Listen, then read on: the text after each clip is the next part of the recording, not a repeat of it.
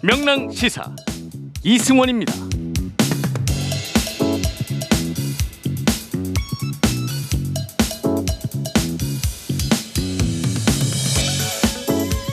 국민의힘 경선준비위원회의 권한과 토론회 개최 여부를 두고 당 지도부 그리고 대권 주자 간 불협화음이 계속되고 있습니다.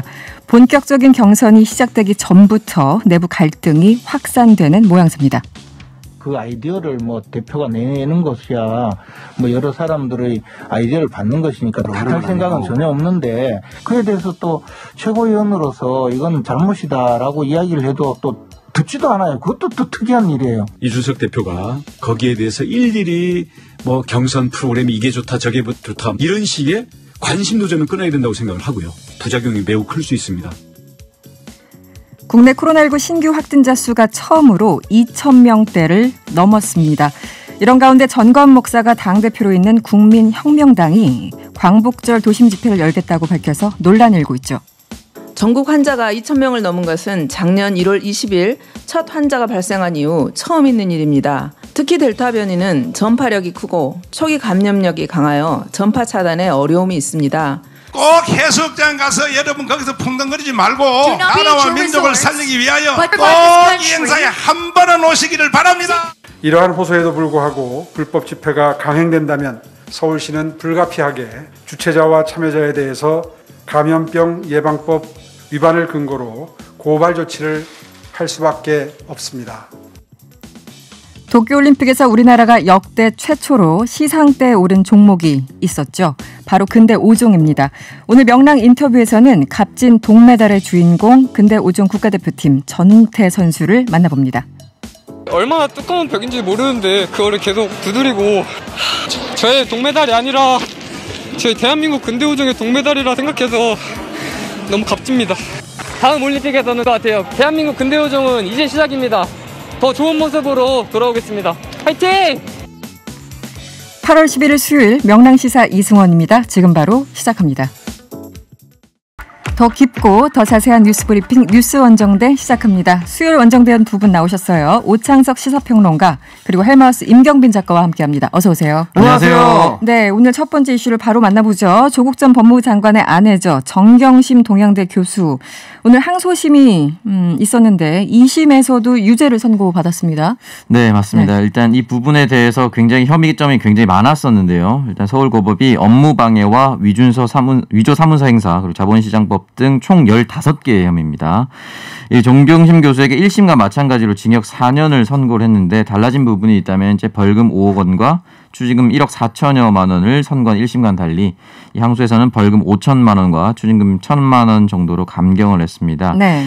정경심 교수의 자녀 입시 비리 혐의 전부를 여전히 유죄로 다 인정을 했고요. 이 부분에 대해서는 교육기관의 입학사정 업무를 방해하고 입시제도의 공정성에 대한 우리 사회의 믿음을 심각하게 훼손했다라고 지적을 했습니다. 이게 이제 뉴스를 네네. 짧게 접하시는 분들은 징역 4년으로 1심하고 이제 형량이 같다 보니까 네네. 혹시 이제 그대로 인용한 게 아닌가 이제 헷갈리실 수도 있는데 내용을 보면 조금 달라진 면은 있습니다. 네. 일단은 입시비리 관련된 건들은 대부분 이제 1심에서 연장선상에서 이제 거의 그대로 이제 인정을 했는데 벌금이 굉장히 이제 큰 액수로 감경이 됐습니다. 네. 1심 때는 이제 벌금 5억 원에 추징금 1억 4천여만 원이었는데 오늘 나온 2심에서는 벌금이 이제 10분의 1, 5천만 원이고 이제 추징금이 1천여만 원 정도로 감경이 됐는데요. 이거는 네. 이제 그 펀드 투자, 사모펀드 투자 관련해 가지고 이제 비공개 정보를 이용했느냐 여부에 대해서 이제 다툼이 있었던 게 대부분 이제 무죄로 이제 바뀌면서 네. 벌금이랑 추징 금액이 굉장히 좀 줄어들었고요. 그렇죠. 그럼 왜 형량이 그대로냐라고 따져 보면은 결국에는 기존의 이제 입시 비리 문제에 대해서 1심에 비해서 조금 더 엄격하게 판단을 했다. 그리고 이제 정경심 교수 측의 이제 변호인단에서는 계속해서 이제 완전 무죄를 주장했었기 때문에 그 부분이 아마도 이제 재판부에서는 좀 더 심각하게 고려된 거 아니냐 이런 얘기들이 나옵니다. 그런데 딸 조민 씨 한영외고 동창생이죠. 이 장모 씨가 조민 씨의 세미나 참석 여부를 두고 이제 진술 좀 번복했었잖아요. 나중에 페이북에 이제 SNS 글도 올리고 했었는데 그래서 관련 혐의 일부가 무죄로 나오지 않을까라는 전망도 사실 있었지 않습니까? 그런데 일단 오늘 항소심에서는 인정되지 않은 것 같아요. 총 이제 7가지 이제 내용인데요. 네. 동양대 총장 표창장, 그리고 두 번째가 동양대 보조연구원 근무, 세 번째가 단국대 의과학연구소 인턴 및 논문 1저자 문제, 그리고 네 번째가 공주대 생명공학연구소 인턴, 다섯 번째가 히스트 인턴, 여섯 번째가 서울 공익인권법센터 인턴, 일곱 번째가 부산 아쿠아팰리스 호텔 인턴인데 이 여섯 번째 서울대 공익인권법센터 인턴 부분이 이 부분에 해당하는 것이고요. 네. 이 부분에 대해서 처음에는 오지 않았다.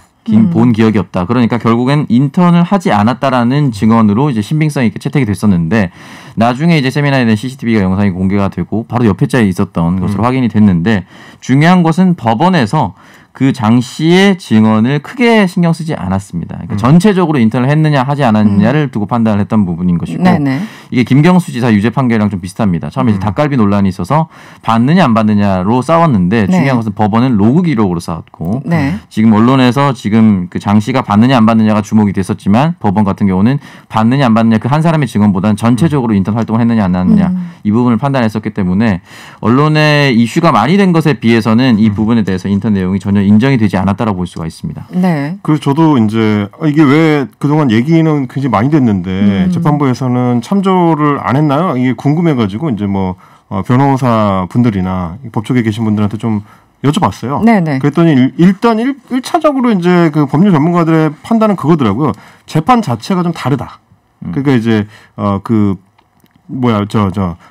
증언을 바꾼 재판 같은 경우는 이제 조국 전 장관의 재판에서 이제 증언이 바뀐 거고 정경심 교수의 재판 같은 경우는 물론 이제 내용이 겹치긴 하지만 실제로는 공판 중심주의상으로 봤을 때 해당 재판에서 이제 발언을 한 게 아니기 때문에 직접 참고하기는 좀 한계가 있었을 거다라는 얘기를 했고 오늘 그리고 이제 판결을 하면서 2심 재판부가 밝힌 바에 따르면 이 재판에서 다툰 그 내용은 인턴 확인서를 조작을 했느냐 혹은 허위로 만들었느냐 여부인 거지 실제로 그 세미나에 참석했는지 여부는 아니다라고 이제 재판부에서 판단을 했습니다. 그러니까 이제 아마 이제 변호인단에서는 세미나도 인턴 활동의 일환이기 때문에 이게 이제 인턴 활동을 했다는 거를 증명한다라는 주장을 이제 했었는데 좀 전에 오청상 평론가께서 짚어주신 것처럼 재판부에서는 그거는 일부분이고 이제 직접적인 증거가 되기는 어렵다 이제 이런 판단을 한 걸로 보입니다. 네. 관련해서 정경심 교수 측은 뭐 대법원의 상고 의사를 밝혔죠. 네, 일단은 조 전 장관이 자신의 SNS에 이와 같은 글을 이제 남겼는데요. 위법 수집 증거의 증거 능력, 업무 방해죄, 법리 등에 대해서 대법원의 상고에서 다투겠다라고 이야기를 했습니다. 하지만 이 부분이 있어서 사실 이제 마지막 3심이 이 부분에 대해서 유무죄를 새롭게 막 다시 들추거나 형량 자체를 무죄로 바꾸거나 이런 부분이 아니기 때문에 현실적으로는 이 2심의 이 판결과 크게 달라지긴 좀 어려워 보인다라는 것이 현실적입니다. 그러니까 이게 지금 보면은 사실 2심 재판 결과가 나오면서 그동안 이제 조국 전 장관이나 정경심 교수에 대해서 이제 공격을 많이 했었던 진영 쪽에서 내세웠던 그 논리 중에 하나가 4년이라는 상당히 중형이 1심에서 판결이 나왔을 때는 경제범죄가 굉장히 큰 역할을 했다. 그래서 이제 사모펀드의 이 문제, 이게 유죄로 인정이 된 것이 상당히 그 형량에 중요한 역할을 했다라고 주장을 했었거든요. 그러니까 이제 표창장 위조나 뭐 입시 비리 때문에 4년 형량이 나온 게 아니고 경제범죄를 그것도 이제 다른 투자자들한테 피해를 입힐 수 있는 경제범죄를 저질렀기 때문에 형량이 높게 나왔다라고 했는데 2심 결과가 나온 거에서는 오히려 이제 사모펀드 관련된 거는 상당 부분이 무죄가 됐기 때문에 그 논리는 좀 약해졌습니다. 그러면 2심의 판결에 따른 결과는 결국 4년이라는 높은 형량이 입시 비리 문제 혹은 이제 뭐 표창장 위조와 관련된 문제인 셈이 되는 거라서 이 부분에 대해서는 여전히 좀 쟁점으로 남고 논란이 뭐 이어질 것 같다 이런 생각은 좀 듭니다. 그 초기에 이제 기억해 보시면은 조국 전 장관 이 문제가 터졌을 때 사모펀드가 엄청나게 큰 이슈였잖아요. 그래서 그건 이제 윤석열 지금 후보도 검찰총장 시절에 이게 핵심이다라고 이야기를 했었으니까요. 그랬었죠. 내가 사모펀드를 잘 아는데 이게 핵심이다 이렇게 얘기를 했었는데 이제 논점이 바뀌어졌고 그때 형량은 4년으로 유지가 되는. 그래서 그런지 더불어민주당 이낙연 대표가 이제 언급을 했어요. 입시 관련 서류가 유죄로 인정된 점은 특히 이해하기 어렵다. 100번 양보해서 그런 행위가 실제 있었다고 가정할지라도 지나치게 가혹한 결정이다. 이렇게 비판을 했는데 어떻게 보십니까? 이렇게 글을 쓴 부분에 대해서는 저는 뭐 충분히 취지는 공감한다라고 말씀드릴 수가 있는 것이 애초에 이 15개의 혐의 그리고 8개의 혐의 같은 경우는 뭐 일부 무죄가 나온 것도 있고 일부 유죄가 나와서 이제 벌금이나 추징금으로 돌아선 것도 있는데 이 수사 자체가 조국이라는 사람이 대한민국의 법무부 장관이 될 수 있느냐 없느냐에 대해서 촉발이 돼서 자신의 부인이 어떻게 살아왔는지에 대해서 검증이 돼버렸습니다. 그러니까 징역 4년이 나왔는데 징역 4년이 만약에 죄형 법정주의의 근거에서 형량이 적절하다 하더라도 이재용 부회장 같은 경우는 2년 6개월하고 가석방이 됐단 말이죠. 경제 위기라는 이유가 있었고 그러면 경제적 위기가 와서 법률적으로 문제가 있더라도 풀어줄 수 있는 이유가 되고 네네. 경제적 위기가 왔는데 아무런 경제적 도움이 되지 않는 사람들은 그대로 형량을 살아야 되는 상황이 된다면 네. 사실은 이건 앞으로 장관은 누가 할 수가 있을 거며 법 앞에 만인은 평등하다고 얘기할 수가 없다라는 것이죠. 네. 그리고 처음에 사모펀드 말씀하셨지만 코링크피라든지 WFM이라든지 이 부분이 자본시장법 위반이었는데 이 부분이 정경심 교수가 발벗고 나서서 실질적으로 그 펀드를 운영하는 주체였고 네. 이 부분에 있어서 차익을 챙기기 위해서 불법적인 사모펀드를 운영했고 남편인 조 전 민정수석을 이용했었다라는 것이 전체적으로 시작이 됐습니다. 네, 그러다가 이 부분에 네. 대해서 제대로 된 혐의가 나오지 않으니까 이게 옮겨간 거죠. 근데 사실 생각해보면 처음에는 검찰 측에서 흘러나왔었던 얘기 중에 하나가 그 사모펀드 혹은 뭐 코링크 펀드 자체가 장기적으로 조국 전 장관의 대선 자금을 위한 것이다. 이런 얘기까지 있었죠. 나왔었거든요. 네네. 그래서 그 상황에서 그러면 돈을 많이 만들어야 하는 이유에 대해서 정경심 교수의 SNS 나는 뭐 부자가 될 거야 이런 것들을 갑자기 언론에 흘리면서 네. 아, 이 부자 되려고 하는 사람들이 이렇게 돈을 모으려고 했었구나라는 언론 형성이 돼버렸습니다. 이미 여론이. 그렇게 되고 나서는 지금 돌아보면 거기에 대해서는 사실 무죄이기 때문에 이 부분에 대해서 가구족에게 심하게 비판받았던 부분은 되돌리갈 수가 없거든요. 네. 그렇기 때문에 아마 이 취지로서 이렇게 얘기한 것 같고 추미애 전 장관 같은 경우도 이 혐의 인정할 수 있는 부분에 대해서 사모펀드 건은 모두 무죄가 나왔고 이른바 별건 수사, 먼지떨이식 수사에서 유죄가 네. 나왔다. 네네. 가슴이 좀 아프다 이런 얘기를 남겼습니다. 그래서 사실 이 건이 앞으로도 굉장히 정치적으로는 내관이 될 수 있다라고 네. 이제 생각이 되는 것이 조국 전 장관의 본인 재판 같은 경우는 아직 지금 1심 재판이 진행 중입니다. 그리고 이제 정경심 교수 건 같은 경우도 이게 2심이 이제 막 끝났기 때문에 대선 전에 과연 최종 판단이 대법원의 최종 판단이 나올 수 있을 것이냐. 네. 이거에 따라서 이제 여파가 좀 달라질 수 있고요. 오늘 아까도 말씀드린 것처럼 2심 재판 결과가 검찰이 야심차게 추진했던 본건에 대해서는 대부분 무죄 판단이 나오고 일종의 이제 별건 수사로 됐던 입시비리 같은 경우가 이제 유죄가 나왔기 때문에 이제 윤석열 후보 같은 경우도 자신이 처음에 내세웠던 정당성 측면에서 이제 상당한 부담을 안게 됐습니다. 이게 앞으로 이제 대선판에서도 굉장히 좀 중요한 이슈가 돼서 여전히 남아있을 수밖에 없다. 네. 이런 부분을 좀 같이 봐야 될 것 같습니다. 알겠습니다. 어쨌든 대법원까지 판단이 남았으니까 좀 기다려 보고요. 이번에는 야권으로 한번 가보죠. 이준석 대표와 당내 일부 대선 주자들, 뭐 일부 대선 주자들이라고 하지만 사실상 이제 윤석열 캠프, 요즘 이제 원희룡 그 예비 후보가 이제 화력을 또 그렇습니다. 키우고 있어요. 지금 잇따라 충돌하는 모습을 보이고 있습니다. 어떤 상황인가요? 네, 일단 원희룡 제주지사 이제 경선 관리 문제 가지고 이제 좀 싸우고 있는 부분인데 자신의 SNS에 이제 글을 썼습니다. 당대표 본연의 임무가 무엇인지 깊이 생각하길 바란다라고 얘기를 하면서 네. 당대표가 대선 후보 경선에 지나치게 개입하지 않아야 된다라고 이야기를 하면서 이 부분에 대해서 당대표의 입김 또는 힘을 좀 억누르려는 모습을 보이는데 사실은 이 부분에 대해서 원희룡 지사가 건드리면서 더 이상하게 보이게 됐습니다. 더 이상하게. 그러니까 이준석 당대표 같은 경우는 경선 관리를 해야 되는 임무가 당대표에겐 있고 그리고 당대표가 경선관리기획단을 구성을 하는 것도 당원 당규에 다 나와 있고 그리고 이제 대선까지 끝까지 이제 관리하는 것도 당대표 임무인데 네네. 이거 저거 하지 말아라고 하면은 당대표가 뭔가를 얘기하는 순간부터 뭔가 개입이 이미 된 상황처럼 이제 보일 수가 있거든요. 그러니까 이제 다른 후보들도 이런 부분에 대해서 몇몇 건드렸는데 원희룡 지사까지 나와서 건드리면 사실 누가 보기에는 진짜 이준석 당대표가 뭐 다른 걸 하고 있나? 이런 생각이 들 수밖에 없는 거죠. 오늘 그래서 우리가 네. 아까 오프닝에서도 잠깐 들어봤습니다만 네네. 경선에 대해서는 관심을 끊는 게 좋겠다라고 이제 원희룡 그 후보가 얘기를 했는데 네. 사실 당대표가 대선 경선에 관심을 끊으면 할 일이 없습니다.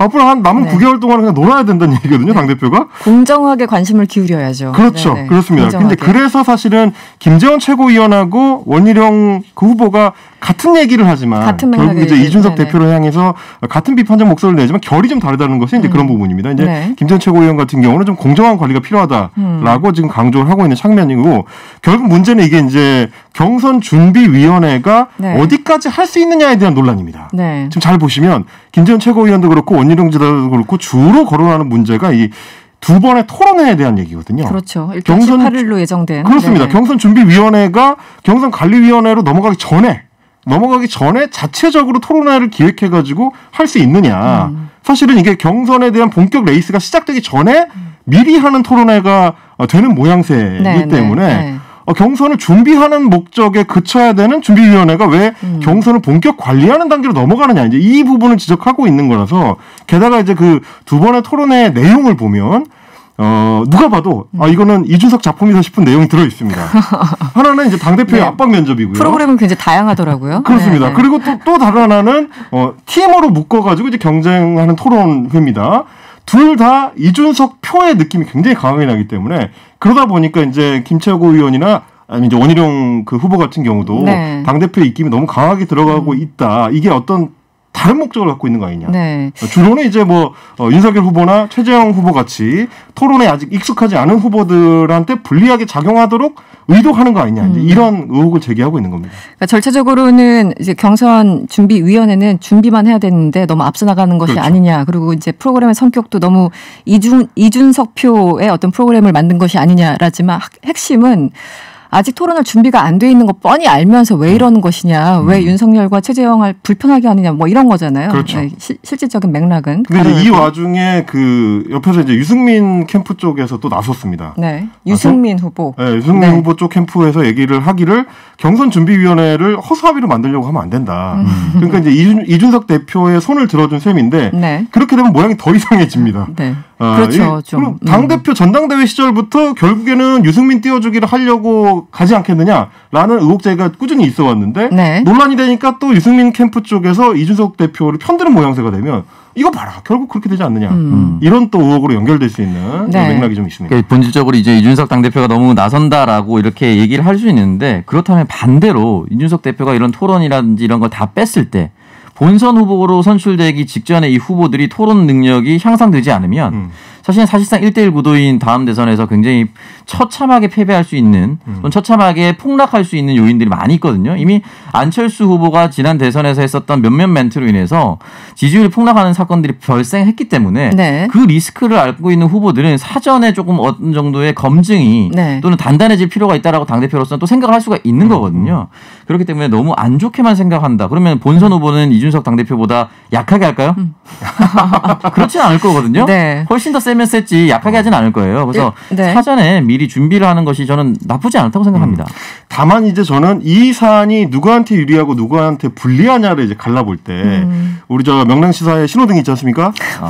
홍준표 의원의 홍준표 후보의 페이스북을 보시면 명랑시사의 신호등인 것까지는 모르겠어요. 아무튼 홍준표 적어도 이제 저의 신호등. 제가 어떤 사안을 판단할 때 이게 어느 쪽이 유리하는 판단할 때 이제 홍준표 의원의 페이스북을 가보는데 오늘 가봤습니다. 오늘 또 가보셨군요. 굉장히 평화롭습니다.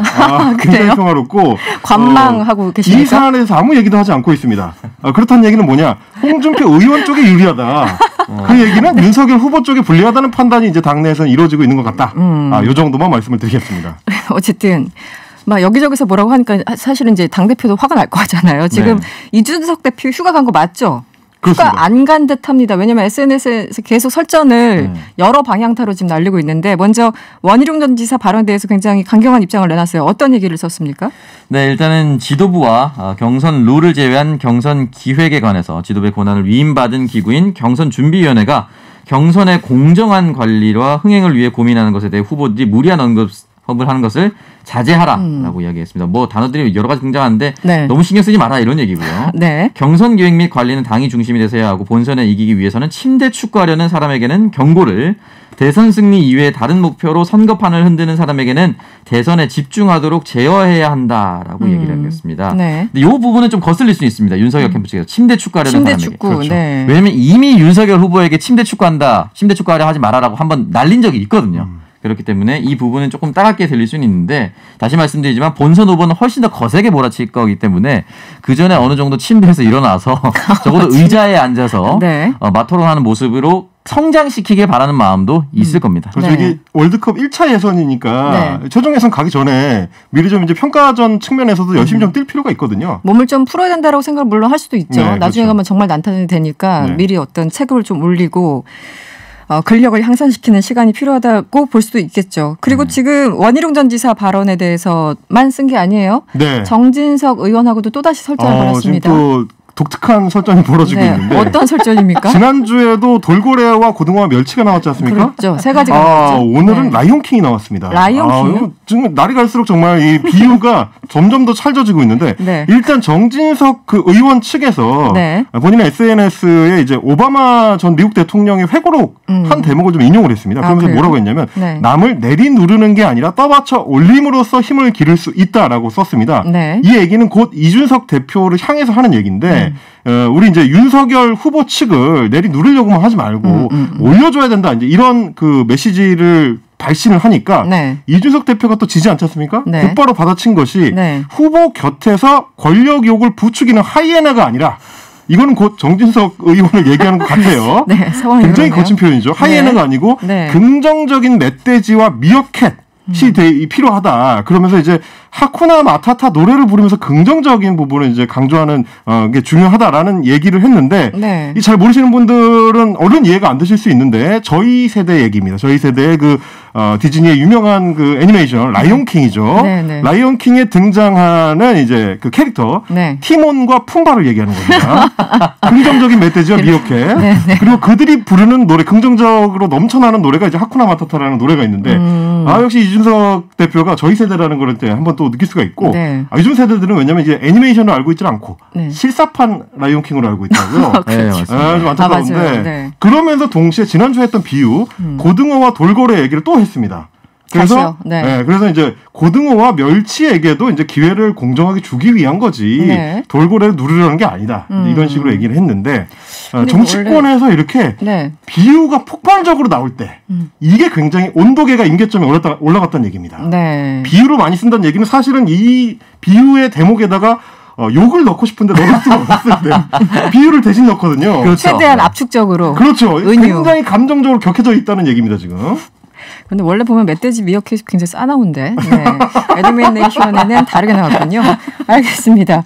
가상 양자 대결 요즘 뭐 매주마다 여러 종류의 여론조사 기관에서 이제 나오고 있습니다. 최근 지지율 정체 상태가 아닌가 이런 평가받던 윤석열 전 총장이 여권의 이재명, 이낙연 후보에게 앞서는 것으로 나타났어요. 어떤 결과죠? 네, 일단은 윤석열 전 총장이 41.7, 이재명 지사가 36.3, 그러니까 이재명, 윤석열 양자 대결했을 때 이렇게 나왔다는 것이고요. 네. 격차는 5.4%포인트 차이로 오차 범위 내였습니다. 네, 윤석열 총장이 앞서고 있다. 네. 전 총장이. 그리고 윤석열 대 이낙연 양자 대결을 했을 경우에는 윤석열 후보가 이 42.1, 큰 차이는 없습니다. 윤석열 후보가 득표하는 것은. 네네. 근데 이낙연 전 대표 같은 경우는 34.1로 소폭 이재명 지사보다는 조금 더 적게 득표하는 것으로 나타났고 네. 양자 간의 격차는 오차 범위 바뀐 8%포인트로 나왔습니다.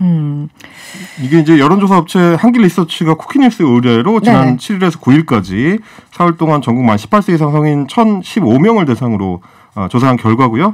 자세한 내용은 이제 한길리서치와 중앙여론조사심의위원회 홈페이지를 참조하시면 됩니다. 네. 근데 이제 아마 이렇게 나온 거에 대해서 지금 언론들도 이제 주로 쓰는 내용이 뭐냐면 1일 1 논란이라고 할 정도로 계속해서 이제 공격을 받고 있었는데 네. 왜 지지율이 떨어지지 않느냐, 오히려 더 탄탄해 보이느냐. 다소 주춤해 보이다가 또 뭐 그러니까 확 내려가진 않는 거잖아요. 네네. 그렇습니다. 근데 뭐 물론 이제 사실은 오늘 나온 조사 말고 이제 어제 나온 조사, 뭐 그제 나온 조사 같은 경우는 조사 다르고 윈지 다르고 다 다르긴 다른 하죠. 양상이 네네. 펼쳐지긴 하는데 전반적으로 드러나고 있는 양상은 보수 지지층 내에서의 결집도는 상당히 강하게 유지가 되고 있다. 그렇죠. 이 정도는 좀 볼 수 있는 것 같아요. 그만큼 이걸 이제 해석하실 때 그렇게 보실 필요가 있는 게 보수 지지층 내에서 혹은 국민의힘 지지층 내에서 그만큼 윤석열이라는 어떤 후보 자체가 중요한 게 아니라 네. 정권 교체를 향한 열망, 정권 교체가 가능할 정도의 이제 강한 후보에 대한 열망. 이게 굉장히 강하다. 그러니까 지금 이 현상에서 중요한 건 윤석열이 아니고 오히려 문재인 정부에 대한 태도, 네. 보수 지지층의 문재인 정부에 대한 비토 정서가 이만큼 강하게 들어가 있다라는 거기 때문에 아마도 그래서 윤석열 후보 측에서도 최근에 중도 확장 전략 거의 사실상 포기한 것처럼 더 강하게 강성 보수 쪽으로 기울이는 것도 이제 일단은 이 상황을 굳히기를 하고 나면 양자 대결이 펼쳐질 본선에서는 네, 나중에 네. 좀 고민을 하면 된다라는 네. 지금 생각을 하는 게 아닌가 네, 그렇게 생각이 됩니다. 그 중앙선거 여론조사 심의위원회 이제 홈페이지나 이런 데 보시면은 실제 국민의힘이 얼마나 국민의힘 지지 네. 성향의 사람들이 얼마나 지지하는지 아니면 민주당 지지 성향의 사람들이 얼마나 지지하는지 보면은 윤석열 전 총장은 어쨌든 압도적으로 국민의힘 지지층 사이에서는 60% 70%를 압도적으로 계속 차지하고 있어요. 나오죠. 네, 그러니까 이제 다른 수의 변수가 있는 것이죠.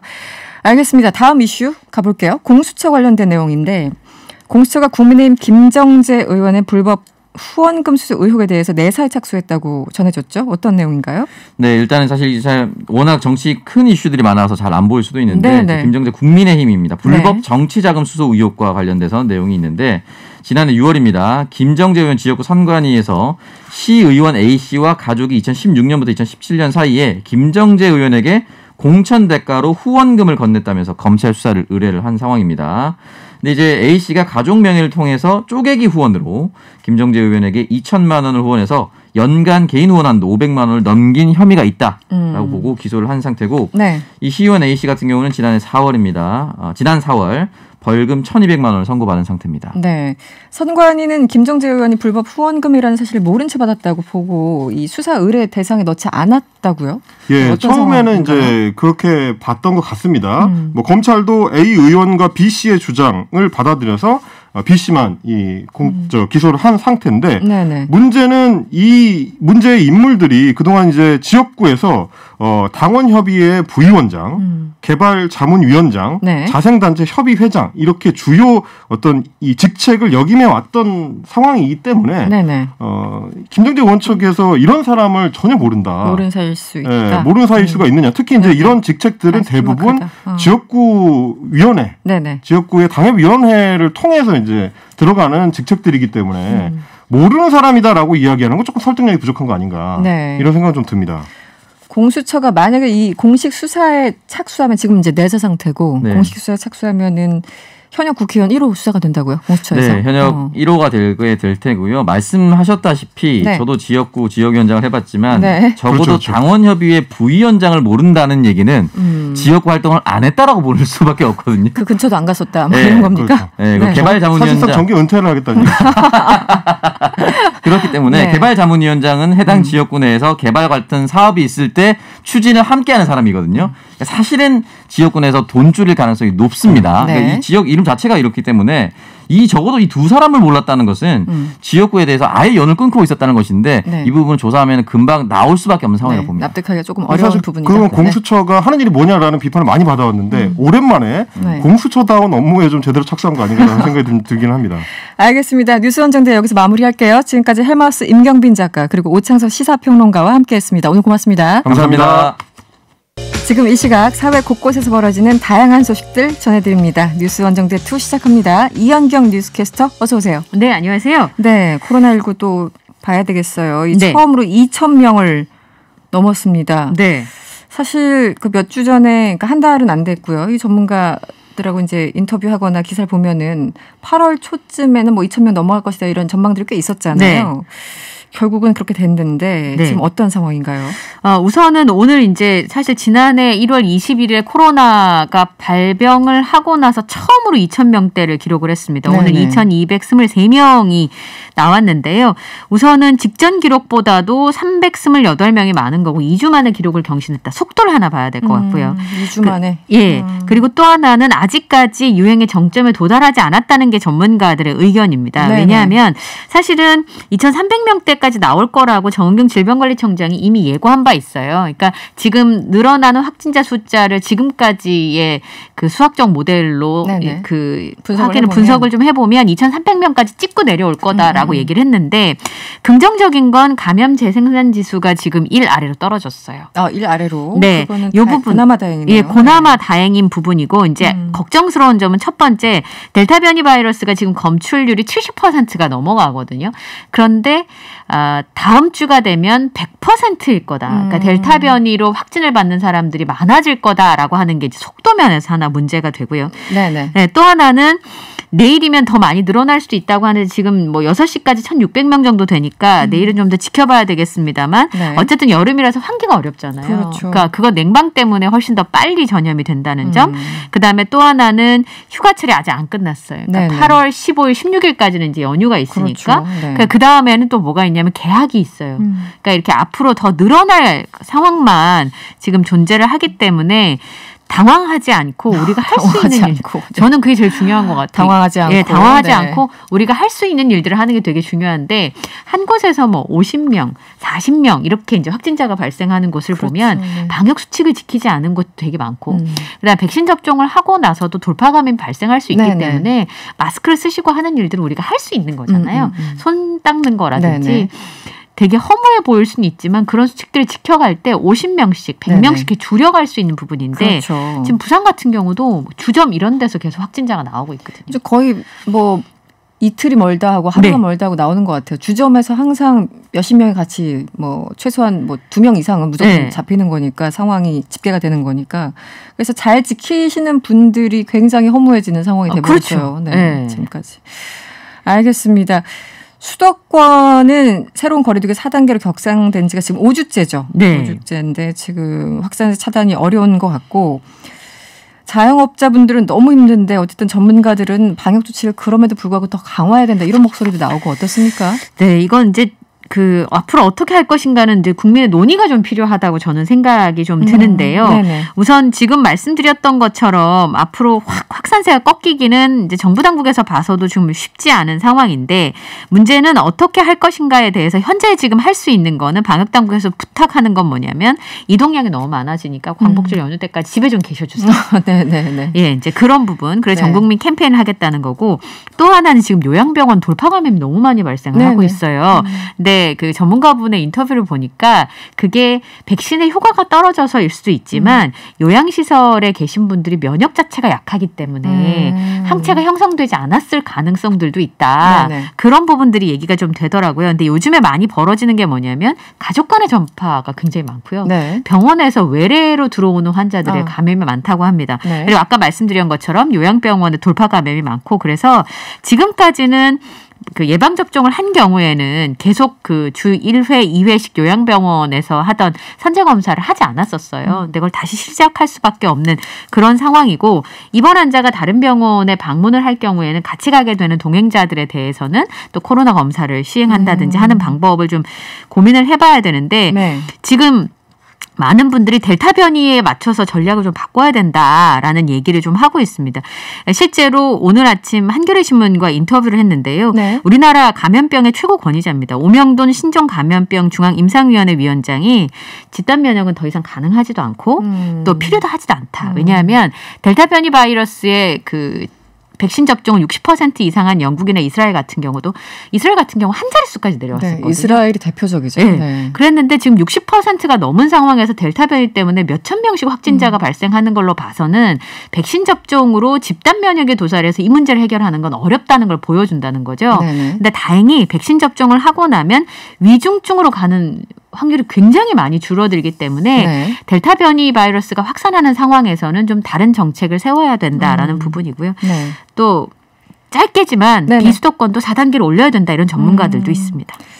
지금 국내 상황만 심각한 것이 아니고 뭐 당장 백신 가장 많이 맞았던 이스라엘부터 시작해서 미국도 그렇고 전 세계적으로 델타 변이 확산이 굉장히 빠르게 전개되고 있습니다. 그래서 지금 전 세계 곳곳에서 하루 확진자가 누적 보면 하루 70만 명씩 나온다고요? 6, 70만 명씩 집계가 되는데요. 사실 4월 중순의 고점일 때 90만 명대보다는 낮습니다만 6월 후반 20만 명대보다 훨씬 가파른 수치라고 볼 수 있을 텐데요. 7월 4일이 미국의 독립기념일이었는데 그때 이제 마스크 야외에선 벗자 뭐 이런 얘기들을 했었잖아요. 근데 지금 다시 마스크를 쓰자라고 하는 얘기들을 하고 있고 미국에서도 하루에 신규 확진자 숫자가 10만 명이 넘게 발생을 하고 있습니다.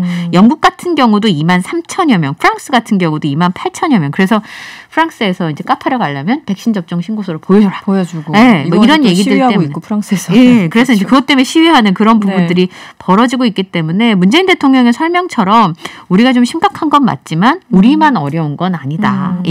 백신을 맞은 국가들이 이렇게 또 확진자가 확 늘어나는 거 보면은. 이게 참 사람이 할 수 있는 게 또 한계가 있는 것 같아요. 네. 네, 델타가 계속 나오고 있으니까 변이가.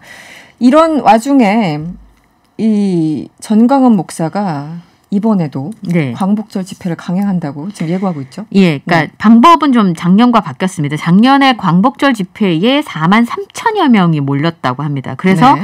코로나19 2차 대유행이 시작되기도 했었는데요. 이번에는 연휴 사흘 내내 1,000만 명이 2m 간격을 두고 서울역에서 광화문까지 걸어서 이제 돌아오는 1인 시위 행진을 하겠다라고 하는 건데요.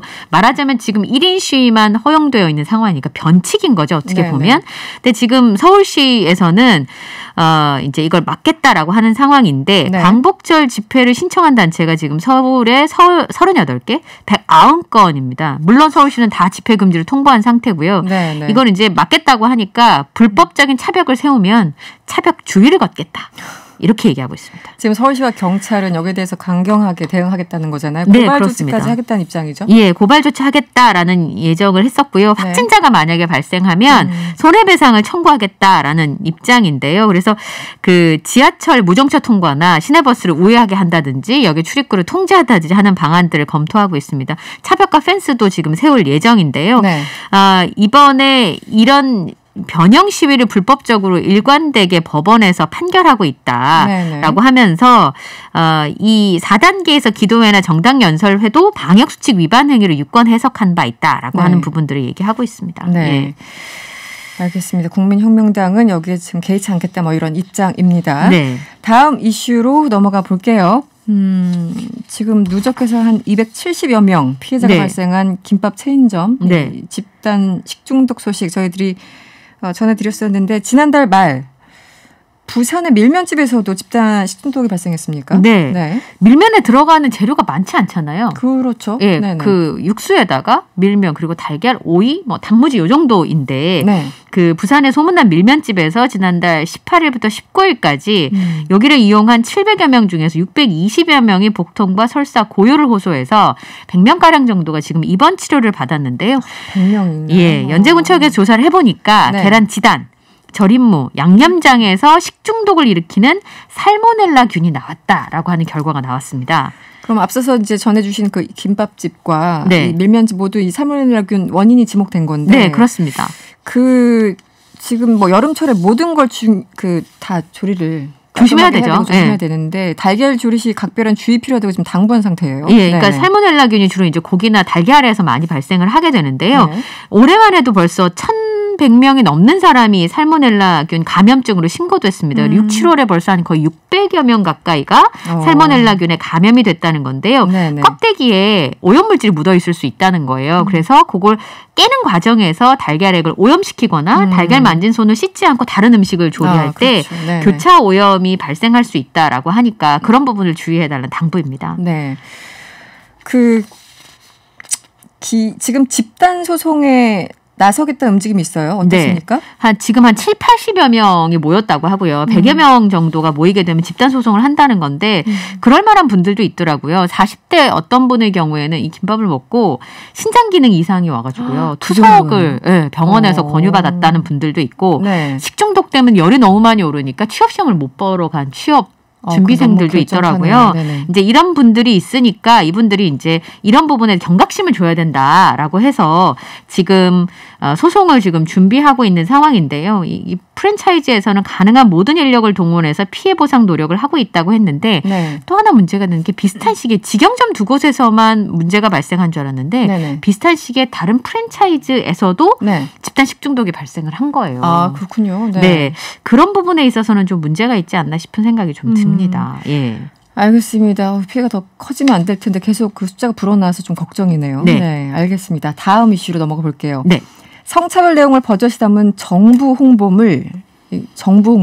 네, 그게 문제죠. 시민들이 분노를 사고 있는데 어떤 내용인가요? 저도 네. 지나가면서 어떤 걸 보면은 아니 이게 80년대 정도에 있을 법한 그런 홍보물이 그냥 정말 버젓이 있더라고요. 네. 네.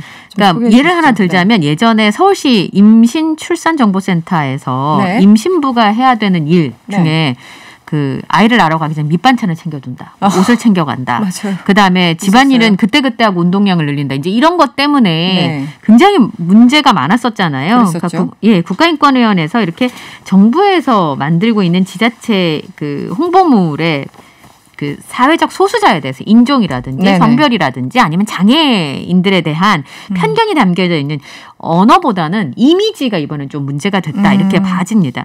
예를 들어서 그 영상물에 남성은 반말을 하고요. 여성은 존댓말을 하는 모습으로 그려진다든지. 여전히 있더라고요.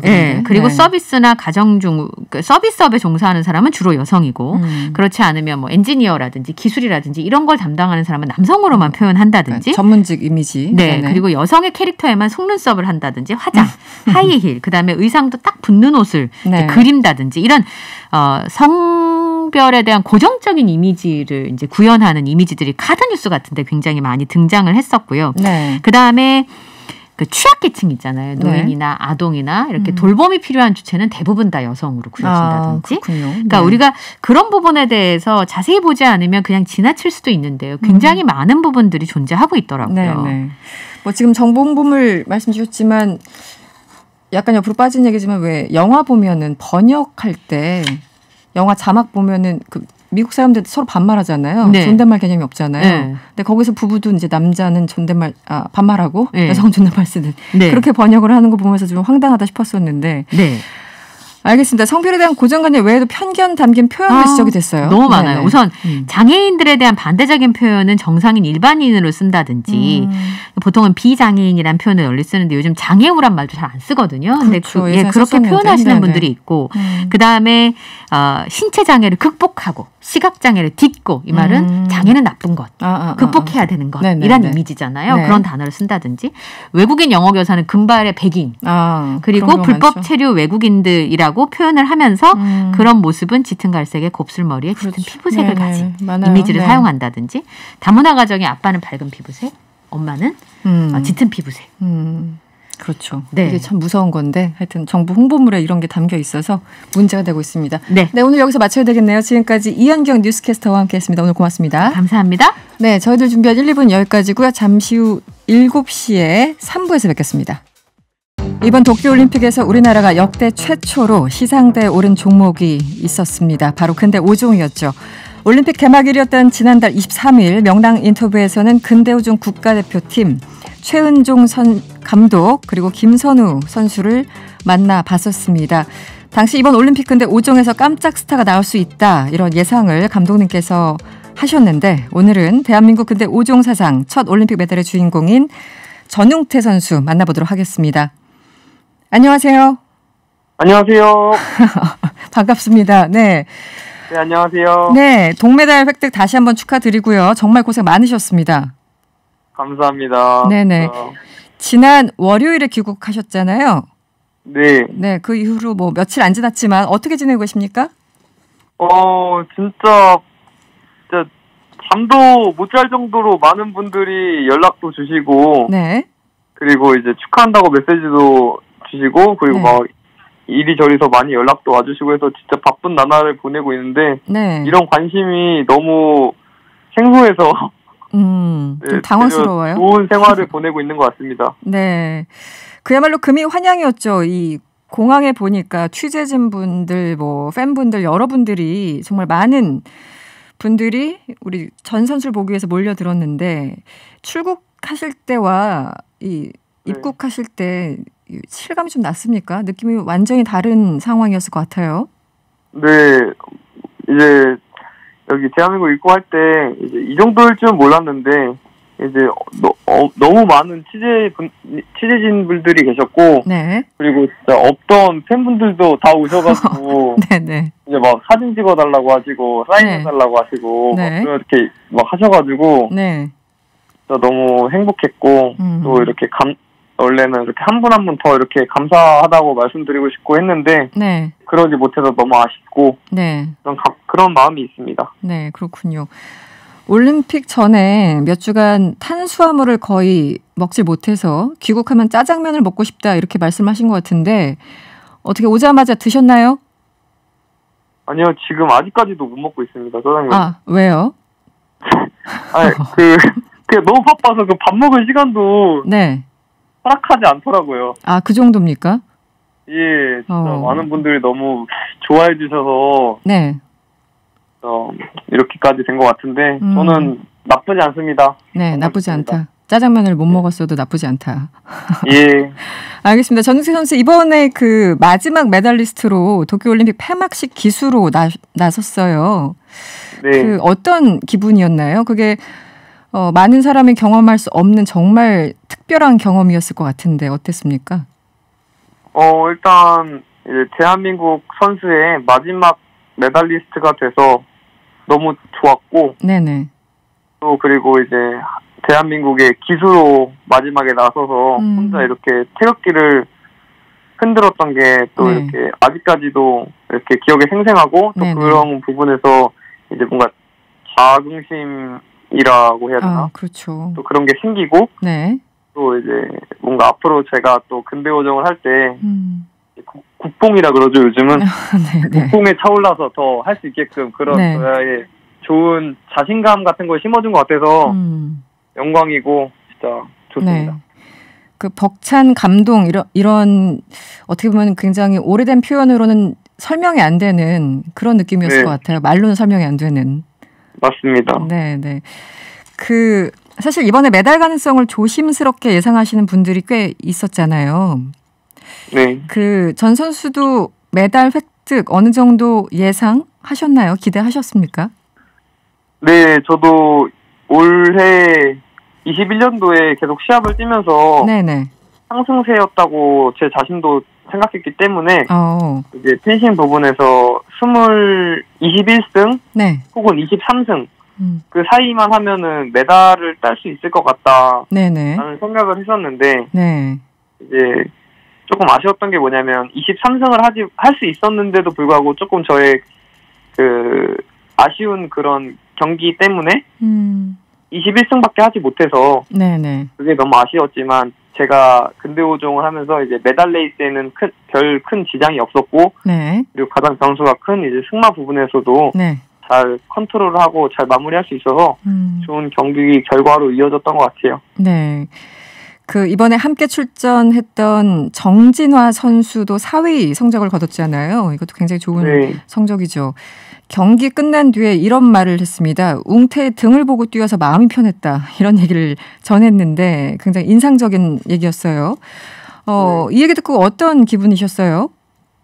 일단 진아 형한테 미안한 마음도 들었고 그리고 이제 같이 포디엄에 올라가자 했는데 그 약속이 너무 아쉬운 한 끗 차이로 깨진 것 같아서 네네. 그런 부분에서도 많이 아쉬웠고 네. 이제 진아 형은 원래 그런 사람이거든요. 진짜 그렇게 마음이 따뜻하고 이제 후배들을 다 아우를 줄 알고 네네. 잘 이끌어주는 그런 사람인데 그런 부분에서 이제 뭐라 그래야 되지? 조금 말로 설명할 수 없을 정도의 그런 좀 교차되는 감정이 있는 것 같아서 제가 말씀을 따로 이렇게 잘 설명을 못 하겠습니다. 제가 네. 알겠습니다. 어떤 느낌인지 지금 충분히 전해주셨습니다. 네. 근데 오종에 대해서 조금 그리고 선수 생활을 언제부터 시작하셨는지도 궁금한데 이 전우태 선수는 처음에 어떻게 근대 오종이라는 것을 접하고 또 시작하게 되셨나요? 왜냐하면 우리나라에서는 국내에서는 아직까지 그렇게 인기 있거나 많은 분들이 아는 그 종목은 아니잖아요. 네. 네. 언제 시작을 하셨습니까? 저는 이제 초등학교 3학년 때부터 6학년 때까지 수영 선수로 지내다가, 네. 초등학교 6학년 때 이제 근대오종이라는 종목을 알게 돼서 권유를 받았는데, 네. 이제 그때는 이제 중학교는 근대 3종, 네. 이제 고등학교는 펜싱을 하나 더 붙여서 근대 4종, 그리고 이제 성인이 됐을 때 근대 5종이 되는 거거든요. 네네. 저희 대한민국 시스템은.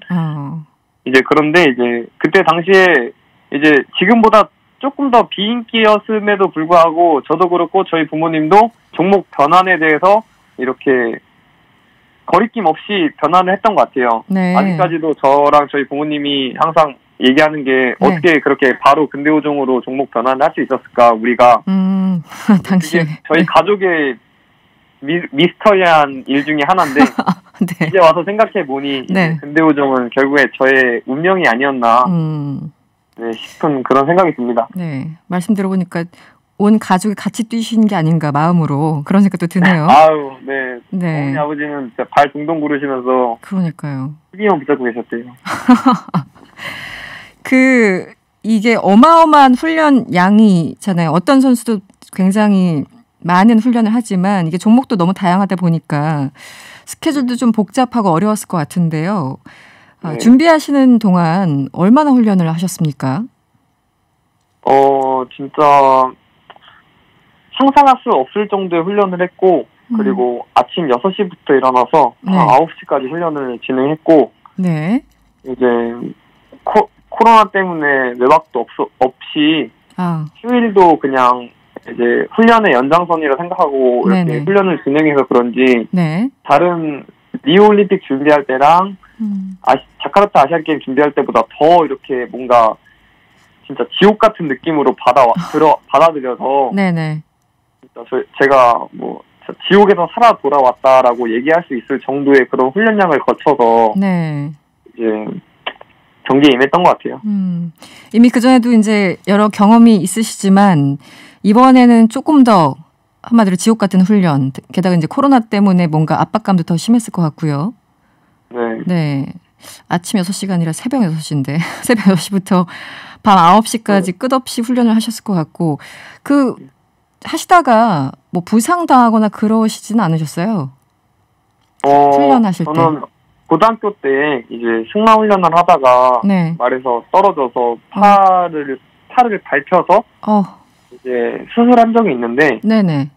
그 이후로 이제 훈련을 할 때 조금 더 이 상처들이 보이니까 네. 좀 더 집중하려고 하는 편이고 이제 또 코치 선생님이나 감독 선생님께서 항상 너네가 지금 이렇게 하고 있는 거는 이제 아프지 않아서 하고 있는 거다. 아픈 거 만약에 아파버리면 이제 끝이다. 네. 우리 끝이다. 네. 그러니까 제발 건강에 유의하고 코로나 조심하고 이제 부상에 조심해라. 이렇게 네. 항상 운동 전에 얘기를 해주셔가지고 네. 그런 부분에서 이제 저희 트레이너 선생님들과 이렇게 계속 케어를 하고 보강 운동을 하면서 조금 부상의 방지를 했던 것 같습니다. 네, 더 신경을 쓰게 되는 과거의 경험 때문에 더더욱 그러셨군요. 예. 이 근대오종이 펜싱, 수영, 승마, 사격, 육상까지 다 해야 되잖아요. 네. 이거 하나도 하기 힘든데 5개를 한다는 게 전 지금까지도 믿겨지지가 않는데 전웅태 선수가 가장 자신 있는 종목은 어떤 건가요? 저는 그래도 레이저런이 저는 그래도 자신 있다고 생각하고 네. 그리고 이제 다른 선수들이랑 비교했을 때 네. 이제 항상 상위권에 속해 있고 그리고 저희 근대오종의 레이저런은 이제 진짜 빠질 수 없는 매력 중 하나고 꽂히기 때문에 저는 레이저런을 가장 자신 있어 합니다. 근데 이제 훈련이 너무 힘들어서 레이저런 훈련이 그렇죠. 네. 네, 그게 너무 힘든 것 같아요. 뭐 물론 안 힘든 종목은 없겠지만 그렇죠. 네. 이번에 이제 근대오종을 사실 최은종 감독님 인터뷰할 때 이제 제대로 배웠는데요. 이제 승마 부분이 굉장히 흥미롭더라고요. 이게 전쟁 상황을 이제 감안해서 처음부터 유래가 돼서 그런 종목인지 모르겠습니다만 무작위로 말이 배정되잖아요. 네. 그리고 20분 동안 말하고 친해져야 된다고. 그 말의 상태를 좀 알고. 네. 이번에는 말은 어땠나요? 보시기에. 일단 그 선수들이 무작정 20분을 타고 승마를 바로 경기를 할 수 없기 때문에 이제 맨 처음에 이제 점핑 테스트라고 해서 이제 먼저 조금 보여주거든요. 말의 상태를. 아, 그렇군요. 네. 네, 그 부분에서 데이터에서 봤을 때는 큰 문제는 없었고 그리고 되려 좋은 말이었고 했는데 이제 전단에 과테마르 선수가 그 말을 타고 낙마 사고가 이어지면서 말이 다쳤을 수도 있고 그리고 겁을 먹었을 수도 있기 때문에 그런 부분이 좀 우려가 됐었는데 이제 말을 타면서 봐보니까 말도 용감했고 그리고 기승자가 조금 더 자신감 있게 타면은 잘 넘더라고요. 네네네. 그런 게 그래서 있군요. 그런 부분에서 조금 더 신경을 쓰면서 경기에 임했던 것 같습니다. 네. 이건 늘 접해야 되는 상황이잖아요. 일종의 돌발적인 상황들. 말과 호흡을 맞춰야 되는 건데 이 전웅태 선수만의 어떤 비결이 있다면 어떤 걸까요? 저는 이제 저희 근대오종 선수촌 안에 이제 승마장에 말이 25마리가 있는데 네. 저희가 훈련할 때 매일매일 같은 말을 타는 게 아니라 매일매일 다른 말을 타거든요. 훈련을 하거든요. 네네. 그래서 그런 거에 익숙하다 보니 이제 저는 시합장에 가서 말을 탔을 때 대한민국의 어떤 말이랑 가장 비슷하다. 이렇게 생각을 하고 그거에 대해 대조를 하면서 몸을 푸는 것 같아요. 네. 그러다 보니 조금 더 빠르게 이제 이런 스타일로 타야겠다. 네네. 이런 스타일로 경기를 들어가야겠다. 이렇게 빠른 판단이 있어서 네네. 그래도 조금 더 좋은 결과가 나오는 것 같습니다. 어쨌든 그 과거의 경험이 굉장히 중요한 거군요. 여러 가지 말과 이제 만나면서 쌓인 그렇죠. 데이터. 네. 경험은 무시 못하잖아요. 그렇죠. 네. 그동안 이제 아시안 게임에서 선수들이 금은메달 딸 때도 뭐 중계를 해주지 않아서 많이 속상했다고 하셨어요. 이 네. 전웅태 선수가 이번에 금대오종을 정말 제대로 어쨌든 알리셨는데 이번에 한번 영업을 또 제대로 한번 더 해주시죠. 네, 가장 큰 매력 포인트가 무엇인지 많은 팬들이 지금 생겼어요. 저희 문자도 많이 지금 보내주고 계신데 네. 근데 오종의 매력을 다시 한번 좀 얘기해 주시면 어떨까요? 일단 근대오종은 한 종목이 아니라 5가지 종목을 종합한 스포츠이기 때문에 네. 이제 많은 사람들이 보셨을 때 이제 근대오종을 과연 저 한 사람이 다 할 수 있나 이런 부분에서도 좀 신기하게 보일 수도 있고 그렇죠. 네. 그리고 또 이 종목 자체가 변수가 좀 있는 종목이다 보니까 네. 이제 항상 1등하는 선수가 없거든요. 네, 상위권 10위 안에 들어가 있는 선수는 네네. 무조건 다 이제 메달을 딸 수 있는 그런 실력을 갖고 있는 선수이기 때문에 네네. 그런 부분에서 대중들이 보셨을 때 이제 누가 1등할까, 네. 누가 메달을 딸까 이런 부분이 조금 재밌게 작용하지 않을까. 항상 가능성이 열려 있군요. 네, 네. 가능성이 열려 있고 이번에도 13등 출발해서 2등하는 선수가 있기 때문에 네네네. 네, 그런 부분에서 이제 좀 익사이팅한 종목이다 다른 종목에 비해. 네. 네, 다만 이제 이제 시합 시간이 길어서 이게 조금 그렇긴 한데 인간의 한계를 시험하는 종목 같아요. 그렇죠. 네. 네, 그런 종목에서 이제 대한민국 선수들이 항상 상위권에 속해 있고 잘했는데 이번 올림픽을 계기로 이제 저희의 대한민국 근대오종 선수들의 모습이 제대로 잘 보여진 것 같아서 악으로 깡으로 덤비는 모습이 보여진 것 같아서 너무 뿌듯하고 알아주셔서 감사합니다. 네, 악으로 깡으로. 7523번님이 이런 문자 주셨어요. 본방사수했습니다. 비인기 종목이 이제 아니죠? 이렇게 반문을 하셨는데 마지막으로 팬들에게 그리고 응원해 준 많은 분들에게 전달하고 싶으신 말씀 있으시면 간단하게 좀 부탁드릴게요. 제가 이 종목을 하면서 항상 느낀 게 끝까지 끈질기게 놓지 않고 버티면 진짜 승리할 수 있고 그리고 해낼 수 있다라고 생각이 들거든요. 네. 그래서 진짜 응원해 주신 분들 너무너무 감사드리고 그리고 이렇게 많은 관심 가져주셔서 이 관심 진짜 마음에 꼭 간직하면서 훈련에 임할 거고 그리고 진짜 다른 분들도 힘든 일 있으시거나 뭐 포기하고 싶은 일 있으시면 진짜 포기하지 않고 끝까지 이제 잘 해결했으면 좋은 일이 일어날 거라고 생각해요. 그래서 많은 분들이 이런 어려운 코로나 환경 속에서 진짜 끝까지 포기하지 않고 열심히 살았으면 좋겠습니다. 알겠습니다. 오늘 말씀 잘 들었습니다.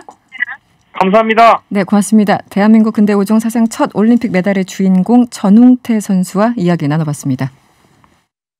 지구촌 곳곳의 소식을 알아보는 시간이죠. 글로벌 원정대 시작합니다. 인문결 연구소 임상훈 소장과 함께합니다. 어서 오세요. 네, 안녕하십니까. 네, 오늘도 여러 가지 국제 뉴스를 배달해 주실 텐데 첫 번째 뉴스는 미국 상원이 현지 시간 10일 1조 달러 규모의 인프라 투자 법안을 통과시켰다는 내용이네요. 네. 인프라 투자 법안이 어떤 거예요? 인프라 투자, 그러니까 인프라라는 것이 이제 국가가 움직이기 위해서 기본적인 그 꼭 필요한 건설물들 아니겠습니까? 네네. 예를 들어서 이제 도로, 다리, 항만 뭐 이런 것들인데 그리고 이제는 인터넷망 이것도 아주 필수가 됐잖아요. 그렇죠, 필수죠. 예. 네. 근데 광 인터넷망. 네. 그러니까 사실 미국이 그 광 인터넷망이 좀 부족하죠. 맞아요, 이제 우리나라에 부족합니다. 비해서. 네.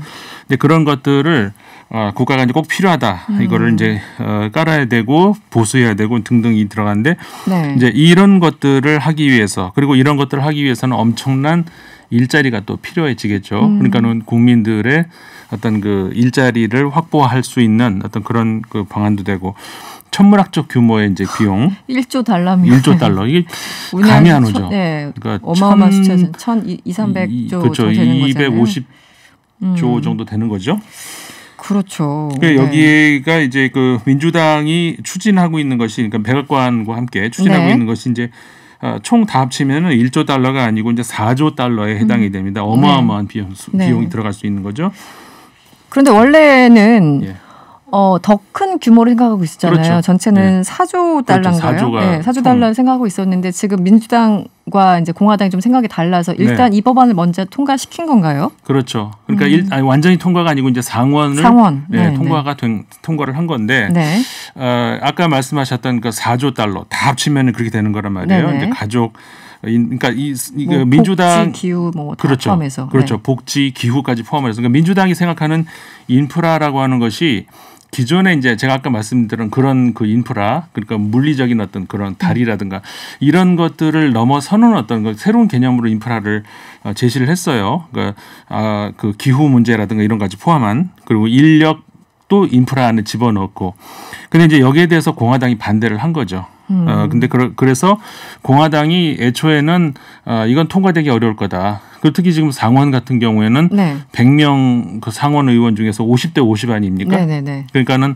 한 명이라도 이탈하면은 그렇죠. 이건 안 되는 거죠. 팽팽하죠 지금 그렇죠. 상원은. 네. 그래서 이제 애초에는 공화당이 반대를 할 것이다라고 했고 이거 어렵지 않겠는가 했는데 그 사실상 그 바이든 대통령의 정치적 승리다 이렇게 볼 수가 있는 것이 총 결과를 뚜껑을 열어놓고 보니까 민주당의 50명은 전원 당연히 이제 찬성표를 던졌고 공화당에서 19표가 넘어왔어요.